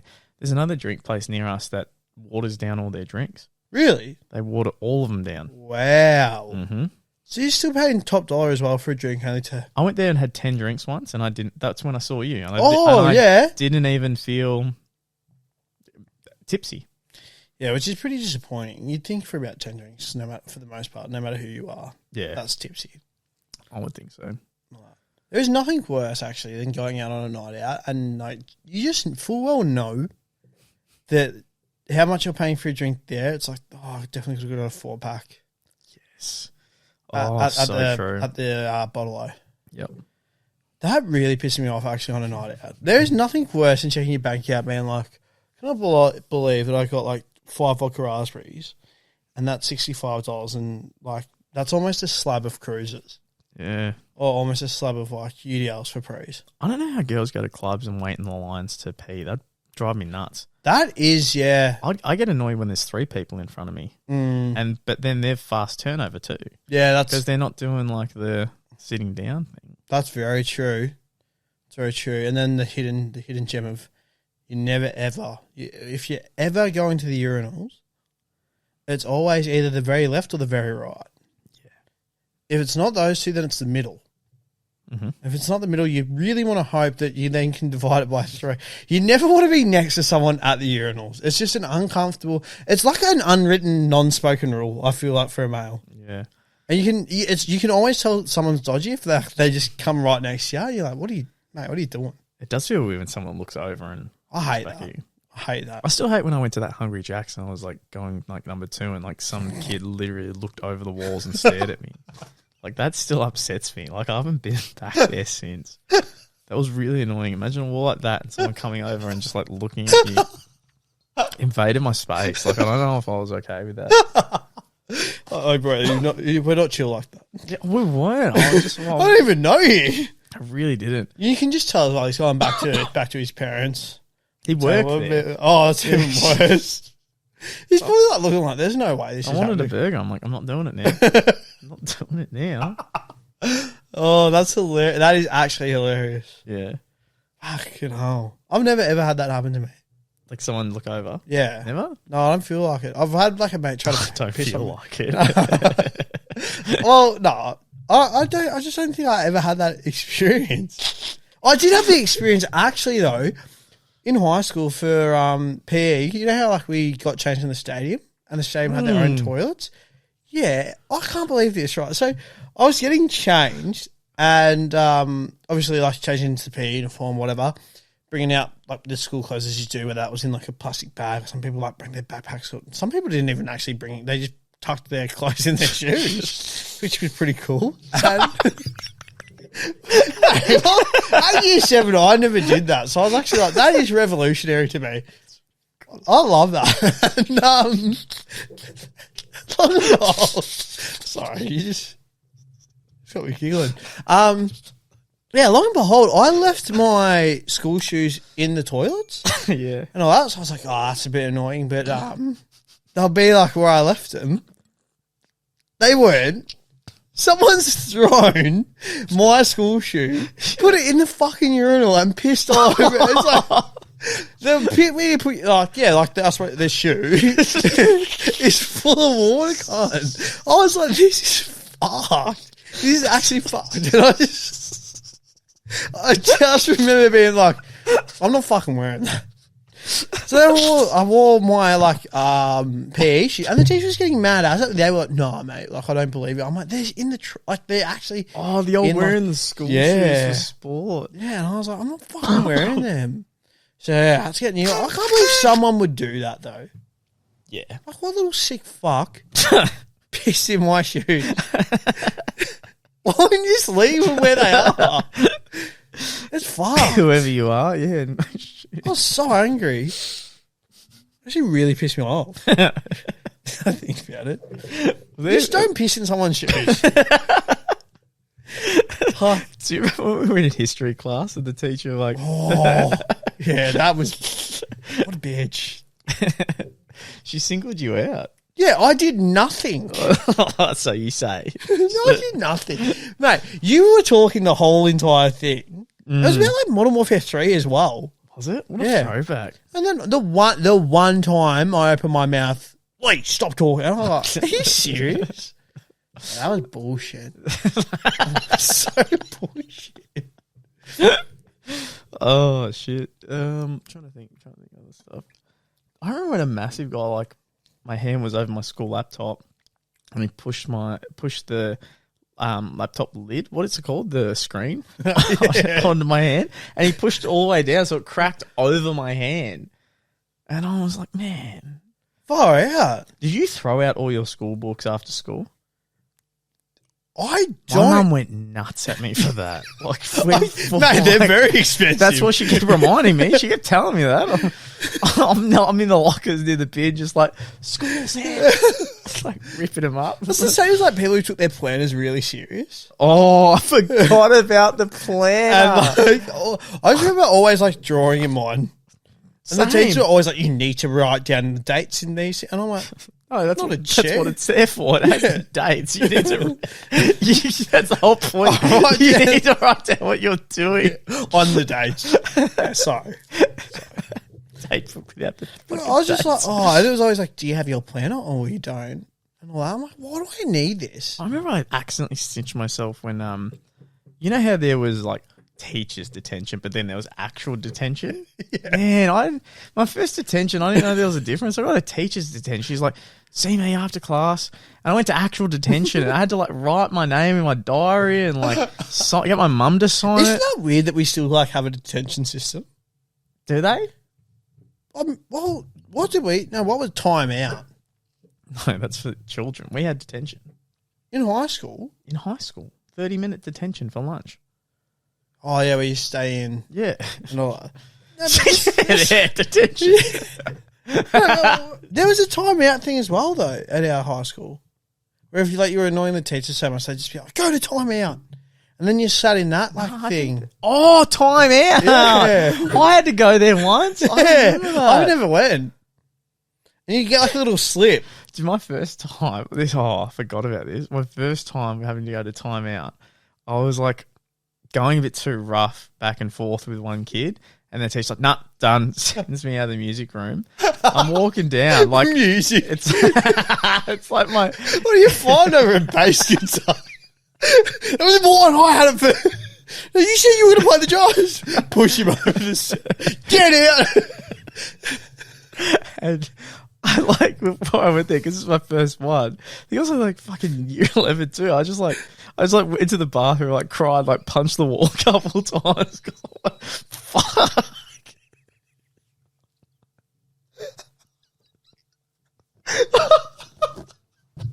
I was in the mirror, like wiping my tears, and I kept talking to myself, going like, "Dude, do not cry when you go into timeout. It'll look so much worse." And I didn't. I just really held him back. I will not cry again. I will not cry again. I will not. That is a pisser. I don't even. Yeah, I had one mate and he got sent to timeout. The whole thing as well. He's like, I just want to get sent to timeout. I just want to get sent to timeout. That he was just pretty much doing anything that he could to like piss the teacher off until the timeout form got sent out. As soon as he saw, it, he's like, no, I don't want to go. I don't want to go. I'm sorry. So like begging the teacher, and the teacher's like, just get out, just get out. He also threw chips up at a ceiling fan for any party. He just grabbed a pack and just like, you look sort of thing. Dude, it was like, boom, and they went everywhere. Oh, holy shit. That was a good chip pop sound. Crazy. What else did we have? I remember, with a ruler. Was it rulers and erasers in the wood tech classes? Oh, it was? What was they were trying to get them like, up in the ceiling or I something. do remember the one side of the rule, glue tack thing. What you just said, eraser. Yeah. Y and N on each side. Oh, yes, no, yes. Yes, and the chatterboxes, is that what they were called? Where it was like I do remember them. No, I could never ever make one, but I was always like, fuck, they're cool. Yeah, I do remember them actually. Oh, true. Paper mache in primary school. I don't think art's talked about enough in primary school and how good art itself was. No, like when you go into art class and you could like just glue like random cardboard boxes together and shit like that. Or just draw using the clay. Yeah. And the kiln. That was sick. Get in the kiln. And then you could like paint your own like paint the clay as well and then put that in the kiln again. That's like glossy paint. Get back in the kiln. No, but it was like really cool. Like because we never really got to use clay all that much in primary school. Like it was usually just like gluing just random bits of plastic and paper plates and stuff together and yeah, I don't know. You're like using your imagination. I do miss paints and doing that too. I do miss that. That was a good class. It's not like a pledge class. Yeah, it was. Yeah. And you could just, do like drawings and stuff like that, which was like fun. Yep. And then it got like real serious where it's like, now you got to like paint like a sculpture. And then it's like, I'm actually not that great at this compared to like what I thought. It's the same as drawing. Like I was always like, growing up, I was always like, loved drawing. And stuff. But then I met you and I saw your drawings and I was like, fuck, now like I never want to draw again. You put me to shame.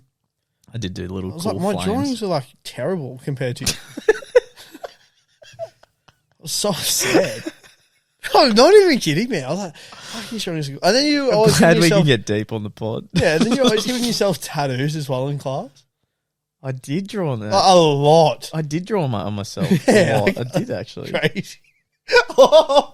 Even when you were sucking on your blue pen that time.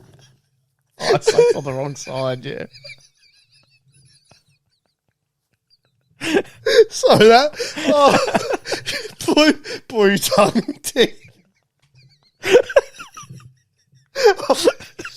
Oh, I forgot all about that. Oh, fuck. It was a good time. Oh, shit. So you just remember like looking at me like, why the fuck is Luke's tongue so blue? It's just like, dude, what the fuck are you talking about? And like going to like wipe your mouth. Oh, fuck, that was fun. Oh shit. Oh, fuck, that was fucking hilarious. Oh, we did actually as well when we were playing. Yeah, you were when we were playing downball, and old mate's buddy Palmer got knocked out of his hand. That. He was waiting like the whole like, oh, I cannot wait to go to Palmer. Oh, that's like 10 minutes before like lunch ends. Just out the hand. Oh, far out. No worse a feeling than that. Really. So excited for like lunch. Whatever. And then no, but like Self monologue about lunch. I need to. Soon how good it is we got to episode 100. It is good. There's a lot to think about how much stuff we've talked about. And we still keep it fresh. That's it. Come in with the same attitude and all that. What a fuck. Hey, but like attitude's always just been up and about vibes. Oh, it always has stuff. been. Like it's been good, and even just having an intro now, just feeling so much more relaxed. Yeah. As well. Like, there's such a difference. Like, when you like watch it back to now, like just in the short amount of seriously, video by video, like it's actually like a time capsule of just like watching us grow. Yeah.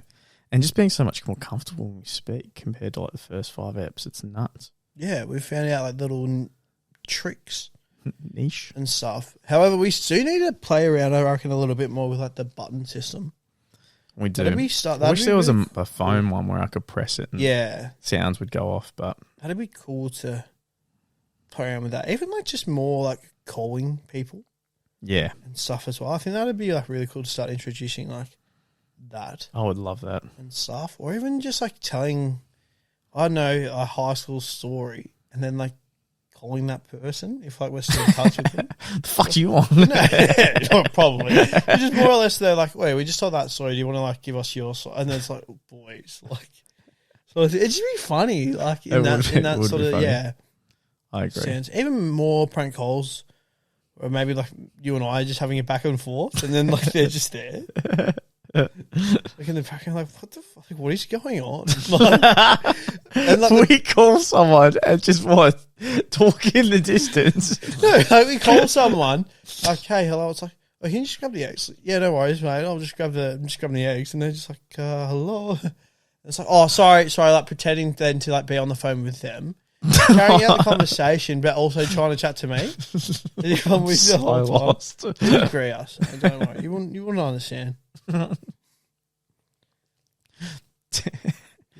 Do we want to celebrate with some ice cream cake live? I feel like we're at that stage to get the ice cream cake. Do you want to grab it, put it on, and cut it up?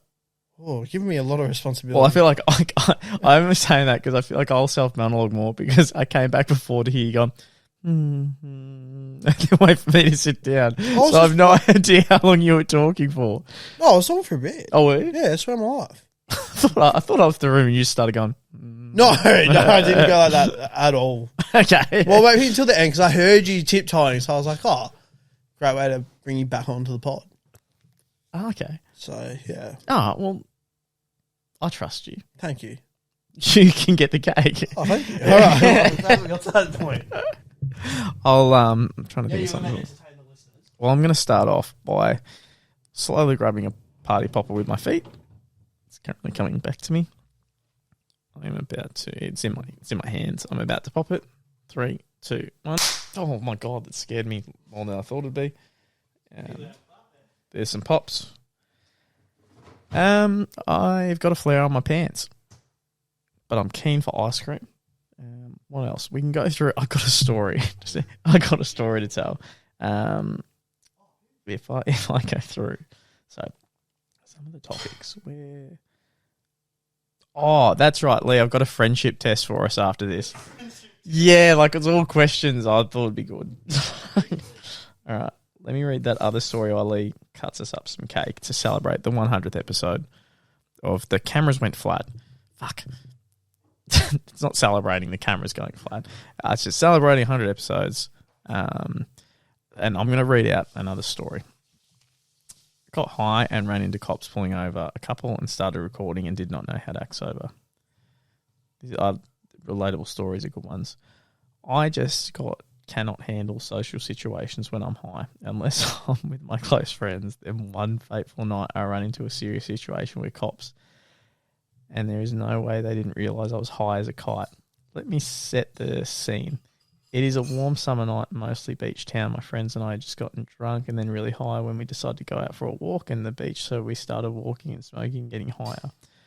By weed, we freaked out. Oh, here comes ice cream. This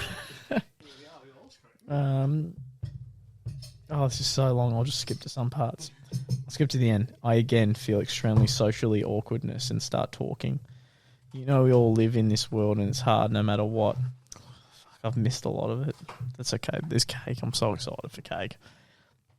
So excited. Just try to make the best out of that situation. What happened to just the classic sprinkles? I don't like the long... Don't hear me wrong. I like this cake because you got it and it's thoughtful. And close the door. And and press the cameras on. That's it. Yeah. I'll do that, man. I trust you. You got this, man. Lee is set. Ice cream cake. Stop saying man. And he's bought cake, so we're about to. He's cutting the cake right now. Oh, this one's that one I'm okay, that's okay. Just turn the camera to you for the cake cutting. This one? Yep.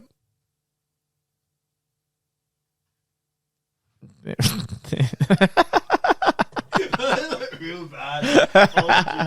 It's just holding a knife.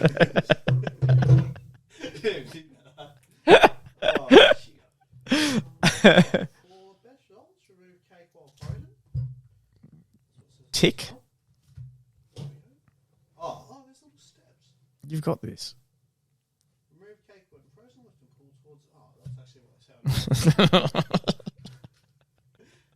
No, I thought it was actually giving me like step by step. Oh, look at that. Man wanted 8 steps for 2. There you go, ladies and gents. I'm just gonna put in the game Look at that. Look at that. Yeah, both cameras there. First, should I just go in half? in the whole big cup plate. Don't do quarters, like 4 quarters. To get in what's that round cup you've got? What's that called? A bowl. That's the one, yeah. Fucking hell. I didn't get that for a sec.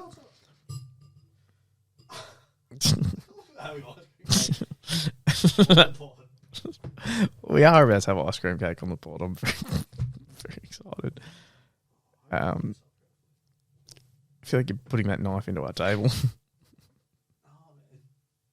Look at that. Thanks, man. Oh, fuck. Get some cake, ladies and gents. Celebrate. Luke now has cake. Lee has now cake. We're going to eat some cake while we talk. It's good cake, you know.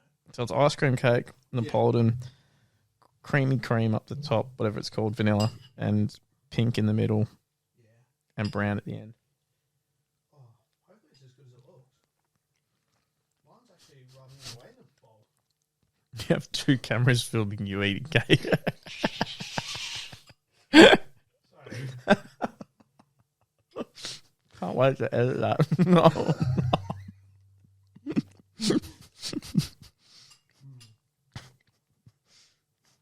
That is quite cake. Cake is good. Alright. Mm-hmm. That's what I reckon. The sprinkles on top are the best part. Yeah.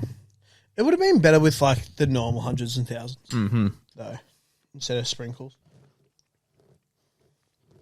Is hundreds and thousands just sugar cubes coloured, like really I tiny? think so. A really tiny ball. Yeah. Do you remember those like it was more for Christmas decorations, but those like real hard Eggs? eggs? No, like they're real hard like balls. I do. Not gobstoppers. Not gobstoppers. They were like little silver things. Oh. Mm-hmm. They're mainly for decoration. Yes. Yep. Yeah, on food. On cake, yep. Yeah, but like are also like edible. Mm-hmm. Really weird.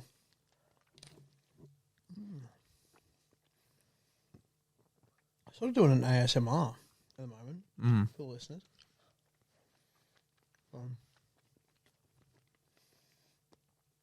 Golden Gaytime cake would be good.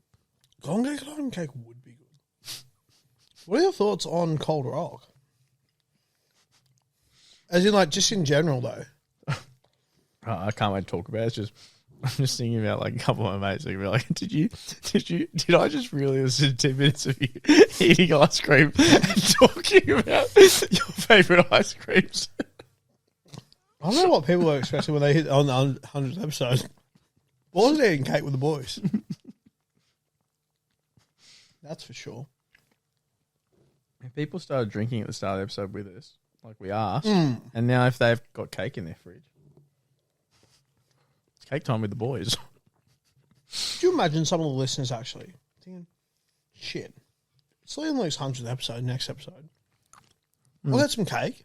And then you'll be eating, like, and then, like, without them even knowing, you're going to be eating cake with us. As we're eating cake. You know what I really like? Sticky date pudding. Really? With ice cream. More of a fan of butterscotch. And butterscotch sauce. Oh, my God. Butterscotch sauce and ice cream. Wow. Wowee.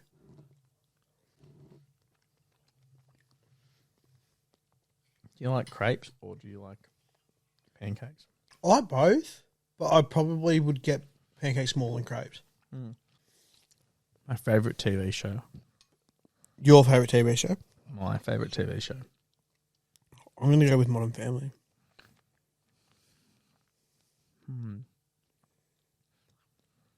That's in my top 5, so good call. What were you expecting me to say out of curiosity? Attack on Titan or Dragon Ball Z. Yeah, see, my issue with that, I was going to say Dragon Ball Z, but I wasn't sure if there was going to be the question of what's my favourite anime. Oh, if it is that, so...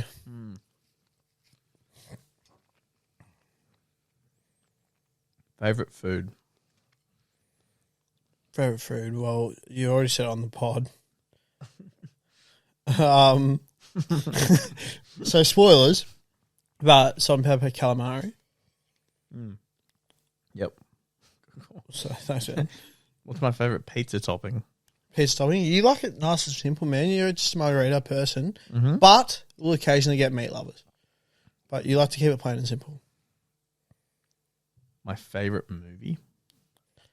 Oh, favourite movie? I would say, granted, again, you actually do have some movie things around here, but I would think it's The Dark Knight. That's a good choice. But as far as like an actual movie that I hear about you go on about all the time, I actually don't know. You watch so much. How to Train Your Dragon comes to my head. What if you know that show? You know that YouTube series where someone like a celebrity goes on and they show their 10 most used, their 10 day-to-day items that they always carry with them, or they always use. What would my 10 be? Your 10. Oh, this is good. Definitely phone is one. I feel like there would be some sort of, what are you doing to the cake? I feel like, I could be wrong when I say, I feel like there'd be some sort of, like, whether it's a lip balm or like something like that with you. Some sort of skincare item, I feel. Balm. Yeah, I don't know, like maybe lip balm though. Like, don't know. You're a well-groomed male. I know you like lip balm. Yeah, I love I know you do. Some hair product. Mm-hmm. Definitely some hair product. Yep. I would think the PC. Mm-hmm. Definitely. I would say the PC.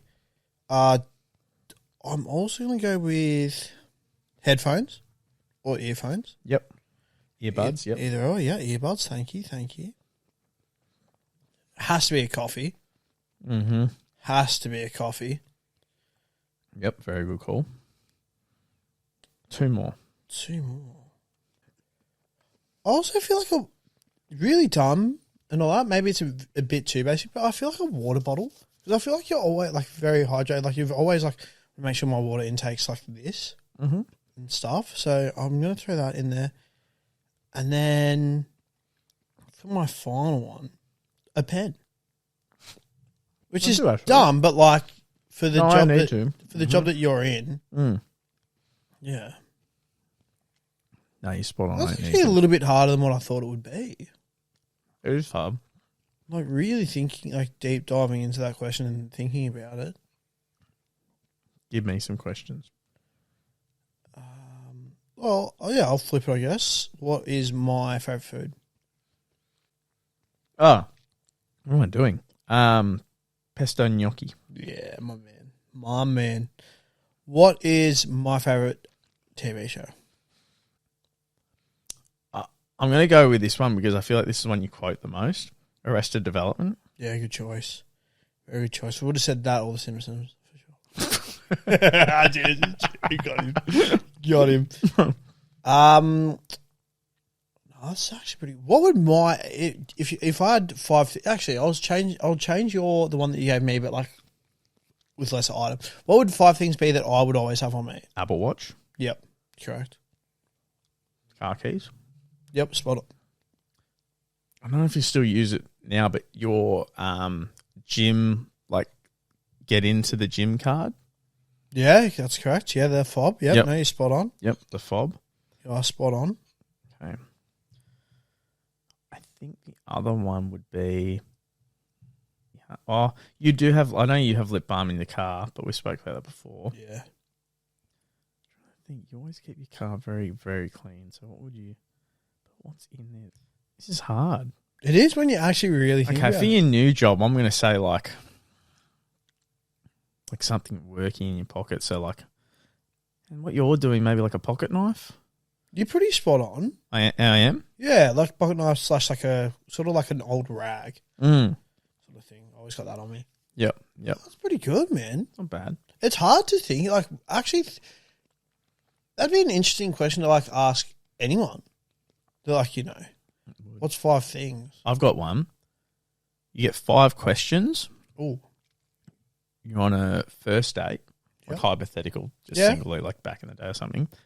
What are the 5 questions you would ask if the entire goal is a girlfriend? Ooh. Everything else is going to be white noise. What are the 5 things you ask that you go, yep, I'll see her again? What's the other? You have a hearing problem mid-dinner, so you only get 5 questions in. Yeah, okay. I think for me personally, and a big one is like, do you get along well with your family? Okay. And all that. Just like get a rough idea of like sort of the facts. It's like, are their parents like together? Like, do they get along well with like their mum and dad, like their siblings and all that? Are they like super family orientated where if like there's any family member's birthday, like you've got to be there? Or is their family like not as close? Like they've only maybe got like one set of like uncle and aunties that they've really sort of, if that makes sense. Mm-hmm. I deep diving into that question. That's one question that I would probably ask. The second one is like, are you working / like what job are you in? Not that money's like overly important, but at the same time, man, like I'm not going to be working my ass off to support someone and they're not working at all. Like I feel like they need to have a job. Yep. They're not like, even if like they're doing OnlyFans or whatever, man, like at least like like they're like making some sort of income. Yep. Because it's hard enough to support yourself as it is, and then trying to support someone as well. It'd feel unfair too. Like, yeah. The other one would be like, do you want to go traveling? Mm-hmm. And all that, just because it's like, well, like if like, which is fine as well. Like if you're a plain Jane and like you don't really want to do too much, like that's cool, be a bit of a homebody. But at the same time, like do you want to like travel and all that? Like, is that like what you want to be doing in the future? Because obviously, if you're not about that, then you're like, well, shit, like sort of thing. The fourth question: do you like animals? I guess thinking about the future, like living with that person and all that. Depending on like the animal, like all right, it's a lot of money. That isn't a lot of money. Again, I know money isn't everything, but still can equate to like quite a bit to think about. And then the final question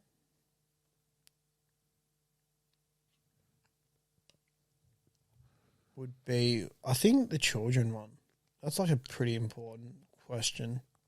Do you want children? Yeah, and all that. Because I wouldn't want to be wasting someone's time. And all that. Like, I know that can be a bit of a deal, like, it can very well be a deal breaker and maybe a harder question to ask, but I just feel like it's a very important one. I think so too. Like, yeah. Cool.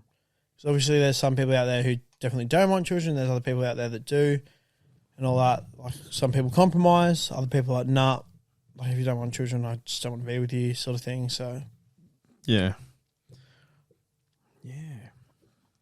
What would your 5 be? 100%, you're right. Do you want children? Do you want to get married? How many boyfriends have you had? Yep. No. How many sexual partners have you had? Mm-hmm. What's your friend group look like? Yeah, okay, good one. Mm-hmm. Because that can say a lot. It's very cool. And I think the last one, will you ever cut your hair short? Okay. Because I don't do short hair. Yeah. So. Yeah, there you go. I can't do short hair. I hate short hair. Interesting. And if that was on the horizon, I'd be like, oh no. Oh no. Very interesting. What's some thought-provoking stuff? Thought-provoking. The universe, the pyramids. Oh, yeah, okay. My favourite of all of that is just the Bermuda Triangle. Oh, yeah? Yeah, that's always fascinated me. Yeah. Always. I swear I actually even recall saying to my mum, like, granted you wouldn't want to know, but like, if I was to ever know when I was going to like pass away, I'd be like, well, if that's the case, like I need to know if I can come through the Bermuda Triangle. You hear always about like any boat, like the boats just go missing, planes go missing. Like, no one ever comes like out. Yep. And I was like, oh, is that like real? That like is, yeah, like, but why? Yeah. And stuff. That's always fascinated me. Even though, like you said, though, like even the pyramids. Yeah, they're pretty nuts. Like that's like there's no way slaves are pulling those like massive, fucking on the sled. Perfectly like. Yeah. Makes no sense. Yeah. Like, makes no it's sense. just weird. Even like thinking about like the stone heads. Mm-hmm. It's like why is there just massive carvings in the ground? How they do them so well. It'd be cool to, yeah. Death's such a weird one. Yeah, it is. Death is really strange. It is. I like to look around and think now it would be nothing. Just in a second. Just the whole, yeah, it's just dark. Because out of everything you hear, you've never ever heard anyone say they've died and been like they know what's after. Yeah. No one. You hear about like those stories where like people claim to have died for like a couple of minutes. And then they like come back to life but never, yeah. That's a scary one though, in the thought of like actually like not having a heartbeat for a couple of minutes and then being brought back to life. Yep. Yeah, that would be scary. Oh, that's pretty fucking full on. Even the good old shit. Like, actually, the one that I keep on seeing everyone on TikTok at the moment is like actors and celebrities and all that just being like cloned. Clones, Yeah, it's like no. This isn't like how blah blah would actually like act. Clearly, like they've cloned him. Or like the whole like imposter. Yeah, like the whole like look at like Beyonce, like look how dynamic she is. Yeah. In like this, or like the theory of like how like Avril Lavigne isn't Avril Lavigne. She's now just a body double. Apparently, she died like ages ago because like all her mannerisms are like completely different. Yeah, and she still looks. And people are like, you know that people like age. Stuff like people aren't always going to be like who they were at like 27 and stuff. So, well, yeah, you're not wrong, but still. Yeah. And stuff. Even like how like Tupac, people are like, no, Tupac isn't dead. He's like living in Malaysia.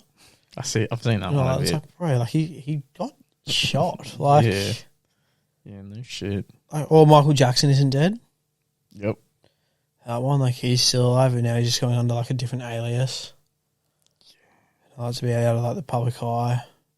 It's just crazy. Like Hollywood in and of itself to me is just crazy. Mm-hmm. It was crazy to me. Do you remember those Australian like radio presenters who made a prank call to the Queen's, where the next prince or princess was being born, and they released like they found the room it was happening, and they prank called the hospital to try to get the name of the baby because obviously it's the next prince or princess. Oh yeah, and the nurse revealed the name. Really? Yeah, and then she killed herself the next day out of just such like embarrassment for Oh everything. wow! And then like the Australian radio presenter had to like leave. They quit. They had like full on depression. Shit, I don't recall any of that. Yeah, that was massive. I have to look that up. Holy shit, that was a fucking big one. Oh, that's crazy. Yeah, they quit their jobs and everything because they felt so bad. Oh, shit. Kind of crazy that like they were able to locate like the hospital, and then like I think the news reporters had it all covered. Okay, right, gotcha. And then they just did it as a prank, but it actually went through. Jesus, that is very full on. Mm-hmm. I saw news related things that fucking Tracy Grimshaw's done at a current affair. Yeah, she's done. And I was like, shit. She's gone. And then like really thinking about it, I was like, that is a long time for a TV presenter to be like doing the same thing. Yeah, and the thing. Well, I guess she wasn't on the ground reporting, was she? She was just in that. Yeah, she's just in the desk, but still, like, that's still a long time. Yeah, that is a long time. Like forever and a day. I always, if I think of a current affair, I think of Tracy Grimshaw. I agree. Like I couldn't tell you another presenter on that show. Like at all. It's like how people go crazy for Jane Bunn. Jane Bunn? Yeah, the chick who does the weather. Oh, yeah. Yeah, they do go nuts for the... Or good old like, I want to listen to Carl in the morning on the Today Show. Well, of all the TV presenters, I'll give Carl the one. Americans got great ones. Australia doesn't really have any good ones. Oh, no. Except Carl. Carl's show is so far away from great TV presenters. It is. Carl's good, though. Mm. I actually don't mind Carl. I think, yeah, he just brings like a good personality, I guess, to like that. Yeah. So his brother's on there too. Really? Yeah, and he's just like this kind of he just got like curly black hair, small curly black hair that looks like Carl. Oh, interesting. I was just suss that one time too. Do they? I've always thought this. You know how there's like obviously every news is recorded in the morning and stuff. Do they have like a? Oh no, sorry, Home and Away. Yeah, Neighbours. They wouldn't have DVD sets. There's no way because they're on 5 times. No, I don't think so. Because I thought, what would it be like buying like? Oh, there's just too many episodes. There couldn't be like a season. I wonder how many episodes there are. Search it up. Googler. Yeah. Because what went for 20 plus years, didn't it? Yeah, Neighbours. I think it just got picked up again. Neighbours. Wasn't that popular though, was it? Neighbours has 8,093 episodes. 38 seasons. How is that divided into seasons? The original release was all the way back on the 18th of March in 1985. That is ridiculous. And then you got Home and Away. I think they'd have more. Well, they haven't finished. First episode aired. Oh, they were.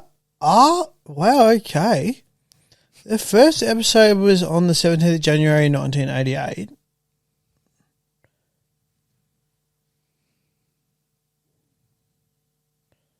Hang on a sec. That makes no sense. There we go. 10 episodes. So they had a pilot TV film, 5 special episodes. There's 35 seasons of Home and Away with 7,942 episodes. Bold and Beautiful was 1987.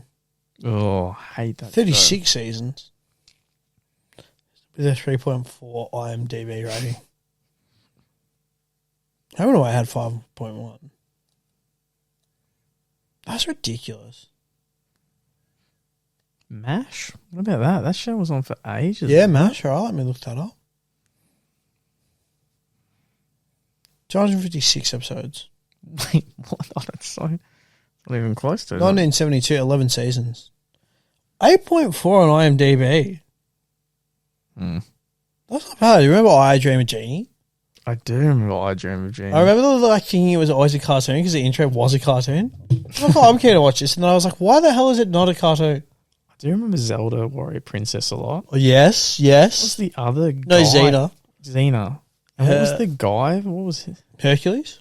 Yes, I remember Hercules too. Hercules was cool. And sometimes they'd have crossover episodes. Yeah.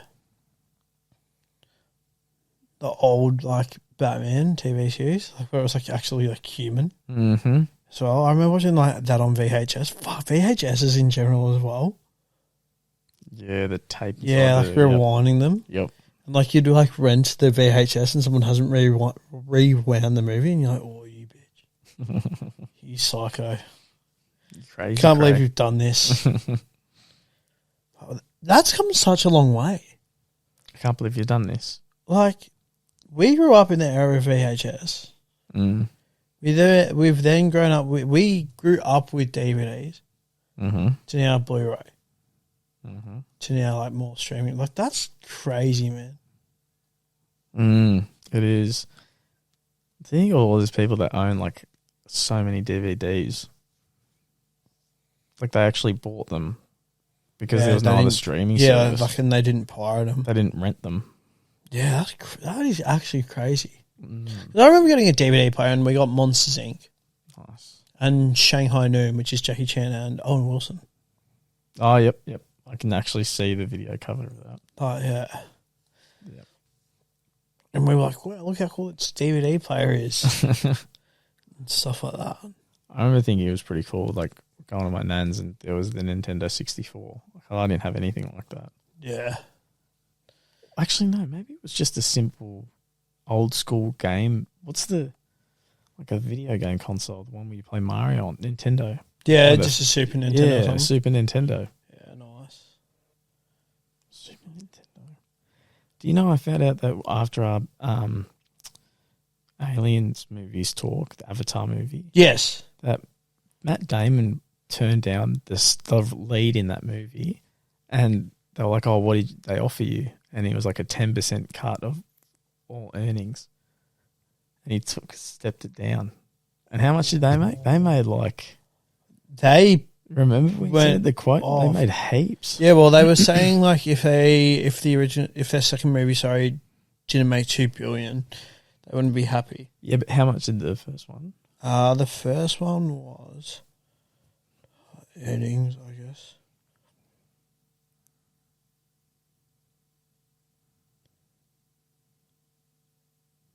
It did 760 million. How much profit? Oh, sorry, ranks the top. Sorry, 2.9 bill. What's highest viewed movie of all time?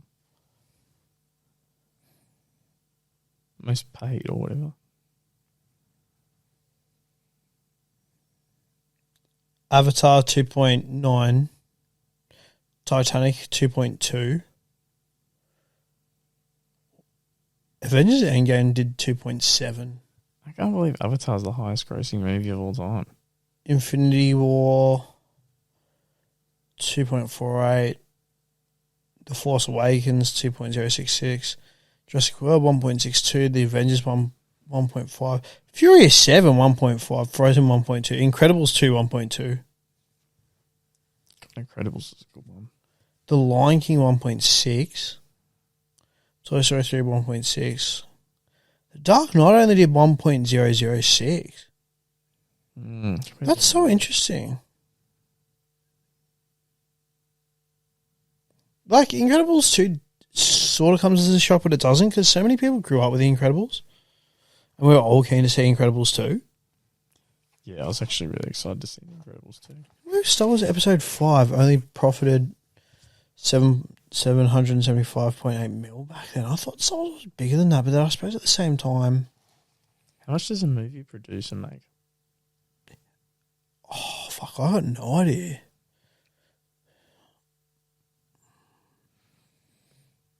I guess... It'd have to be like 300,000 or something.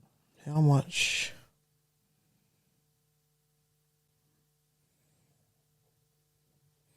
So, James Gunn's... Yeah, that doesn't...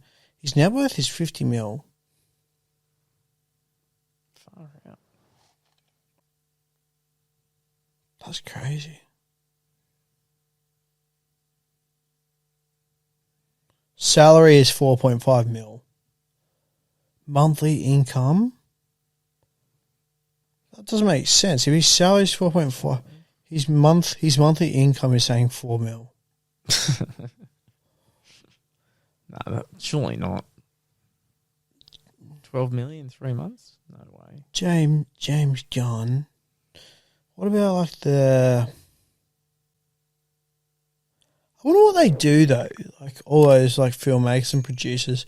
What are they doing when they aren't doing like? Yeah. What? Well, when they're like not making movies, like what are they doing? Like their hobbies and stuff?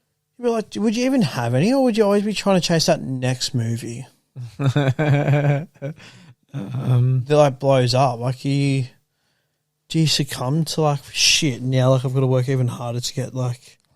Yeah, I think those high level people, they have to keep growing and growing. It's like in their blood. So, you know, like that's like I saw this the other day. I was listening to Logan Paul on who's the guy David hit with the crane? Jeff Wittick on his podcast, and Logan was talking about a crazy story about how his dog was killed by coyote, and 2 years later he went out, like he's been looking for it for so long, and 2 years later he actually shot it. Like, it had a massive stare down with it. Like, he shot it straight to the heart with a bow. Like, he did it legally. Like, it was revenge for his dog. All this stuff. And he's like, it's a crazy story. I'm like, you know what? If that happened to me or you, that would be like the craziest thing ever. But for this guy, it's like, he has so many stories. Like, he's very true. Created Prime. He's boxed Floyd Mayweather. He's fought in WrestleMania against. Yeah. No, that's a fair point. It's a very fair point. Like, his like story that's to him mid is to me like, that's fucking nuts. If I took revenge for my dog's killer and got outside in my backyard with a crossbow and waited for the right moment. Yeah. 2 years later. That is so true though. Yeah. Or even like celebrities that like we look up to, like what their craziest stories are. Yep. And all that like there's no way like a media like out there would get. Yeah. Wouldn't let them be released. Yeah. Pretty, very interesting. I like seeing like which celebrities really do get along with each other. Yep. Versus like the fallouts and yeah, I agree with that. all of that. Because I can imagine there'd be drama circles even at that level. Sure, they'd have to. And like pettiness and yeah. Did you hear like this happened when they were at this sort of thing? Mm. That'd be so interesting. You get like pat on the back with like cologne when you get your hair cut. Like at the end, do they pat on your neck? With like a brush. No, just cologne. Just like, do you want some cologne? Put it in your hands and then like tap it on your neck. No, I've never ever had that happen. No. No. Happens to mine every time. I always get like the little brush thing.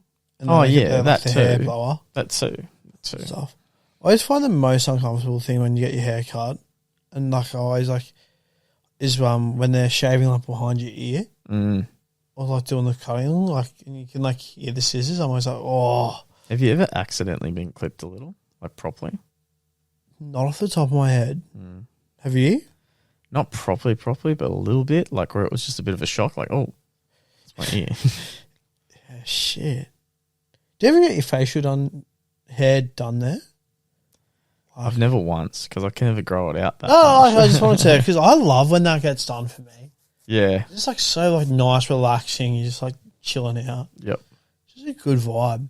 Then just feeling like 10 times more confident leaving like the barber, like when you get your hair cut. If it's a good one as well. Definitely. If It's it's like, a good one. today is a great day. If it's a good one, it's so much better.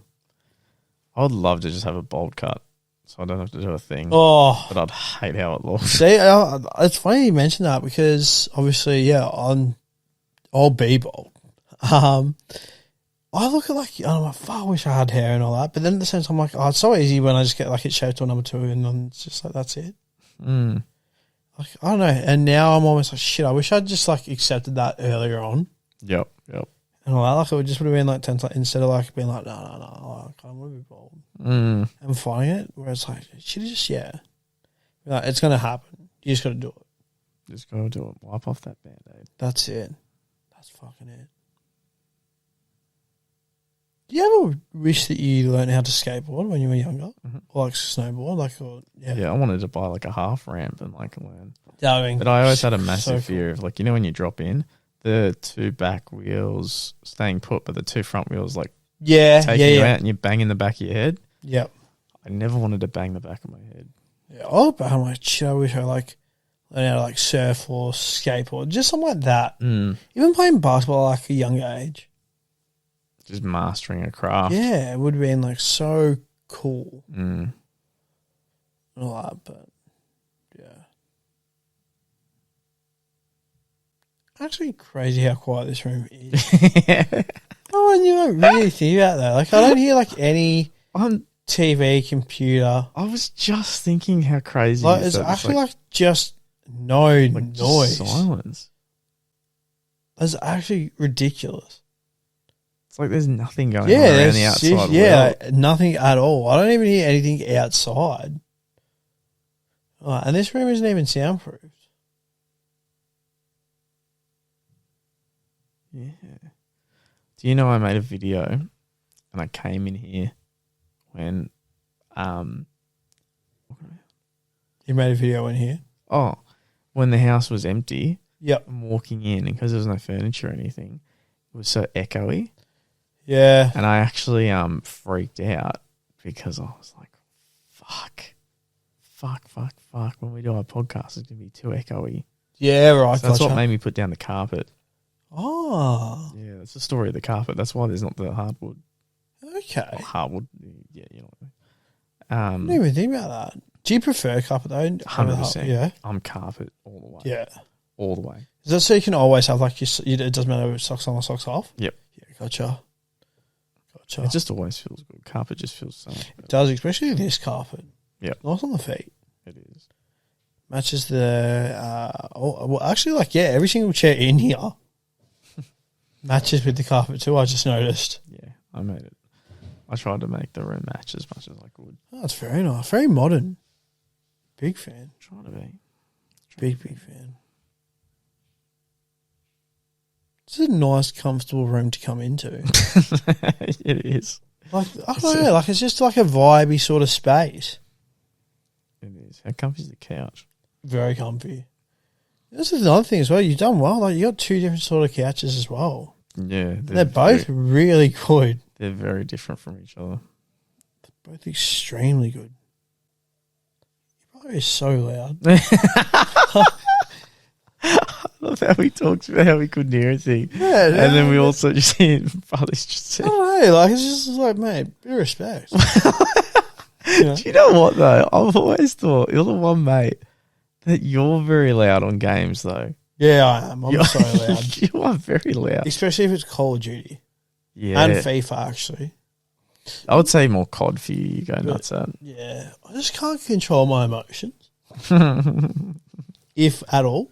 I just get very involved. Just kick holes indoors. One time. One little cover up. Yeah. Posters are good for that, man. They are. Posters are good for everything. Until they fall down in the middle of summer because the blue tack's like all destroyed in them. Like, how good's blue tack? Is it glue tack or blue tack? Blue tack. Okay, cool.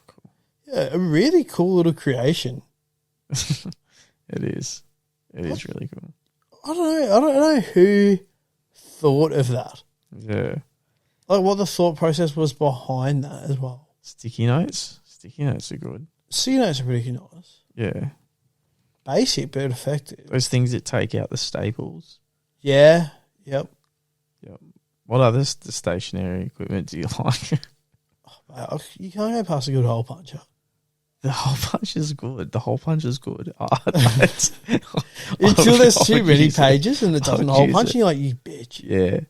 Yeah, that can be frustrating. You've made it a worse job than you actually needed. Yeah. The old 2B pencil is good. Yeah, very good choice. Yep. Accompanied by rubber, of course. Yeah. 110%. Yep. But you never ever want the rubber on the end of your pencil. I always felt like those were the worst. I didn't like that. I'll agree with you there. Yeah, and they always just smudge everything everywhere. And you're like, oh, no. Exactly, because you had a blacker mark and then you went to rub out. What the hell was an eraser with the blue side? What? Yeah, and everyone was always like, oh, you use that side to rub out pen. But every time you used it would just tear the pages. Or it just make it 10 times worse. To rub out pen. Oh, the white stripes? Liquid paper. Whiteout? Yep. Remember that? And then there was like the spongy whiteout where it was, no matter how light you used to feel that sponge, it would always go on thick. I swear the people who had the whiteout was few and far between, and it was always the girl with like the bright pink large pencil case that has like, she always has stuff. Like her parents have set her up, and she's the type that will actually look after everything in her pencil case. I remember just having normal textures, like your normal color textures. And then someone had like always different like blues and reds, and I was like, oh, you're so lucky. Yeah, kids who had like connectors and stuff. Yeah, crayons. You remember crayons? Oh, you'd never need them, but I remember them. Even pastels. Yep, pastels. I used to love colouring in with them, but then you go like too aggressive. It was like so vibrant. You're like, shit. Honestly, kill me. It's very expensive. Even something as stupid as, I still cannot believe how expensive that fucking CAS calculator was for high school. Oh, it was expensive as. I remember that massive calculator. Man. Yeah. And I'm like, I'm not using this after high school. That still pisses me off how we learnt all that. How to use like Turbo, CAD, TAN, SimCos. Yep. Yeah, that stuff. I'm like, bro, I'm not using this. Like, at all. Like the classic thing would be like, oh, why, if we're not going to use it, tell me when. Wasn't this the classic fucking insult to a teacher? Oh, what was it? If you can agree that do you agree that I'll never do this outside of school or something? Like when you're talking about schoolwork. Yeah. The teacher's always just like trying to make up an excuse of how you'd use it, but you're just like, no, I would never use it. You're spot on. I wish in school they taught us more like savings. Definitely. Finances, like how to do your own taxes. Like, how to like get ahead in life. Yep. Or like how to get like pre-apps. And just like better banking knowledge. Yeah. So instead of like coming out of school into that world, granted like your parents are there to help and all that, and there's information out there, but like it'd just be nice to know that off the bat. Mm. So then you just have to like sort of do a little bit more deep diving, but like not a crazy amount. Yep. Just I genuinely like I did geography and I walk out of high school being like, don't care. No, I feel like retain any of that geographical information. I don't need to know more about rocks. Yeah, rocks and maps. Mm-hmm. All that. It's just, yeah. Granted, we also live now in a world where I can just maps whatever on my phone. I can't imagine doing Melways? Yeah. I've been such a prick. I would have fucking struggled. I've been such a prick, man. I'm not too bad in the sense of I feel I could go almost anywhere and for the most part remember how to get back and all that. But I would only know that specific way. Like if you're like, no, there's a shortcut, you should go this way. I wouldn't know that until I actually was shown it. That's crazy as well if you really think before a GPS system, to find out how to get somewhere, you would almost have to be like, have you ever been to like blah, blah, blah? Oh, no like, yeah, man, so you want to do this, go that way. Actually, I'll write it down for you. Yeah. And you're like, shit, okay. And there's no like in 300 meters turn left. Yep. Like you're visibly like, shit, is that the right road? I had Google Maps will so many times take me a weird way, and then if I kind of remember the right way, I go, hang on, oh, well, now I'm here. I can see that the way it was telling me to go was actually longer. Yeah, yep. And you're like, I hate that. And you're like, oh, I'll just go the other way home then. Mm. No, I completely agree with you on that, actually. That has happened so many times. Or where you're not sure where you're going, so you drive actually past like the road Yep. or like the actual entrance because you're like, is that the right place? Yeah. You're like, nah, I better like go further down, and then you're like, shit, I've missed it. Like, I hate that. I hate that too. That's happened a few times, actually. It's usually for parties. Yep. You're like, hang on, let me turn around. Shit. Ages. Shisha. Ladies and gentlemen, that was Morokaii 2 Eyes. Thank you so much if you made it the whole way through. For the 100 legends. We've done it. Shout out to the real ones.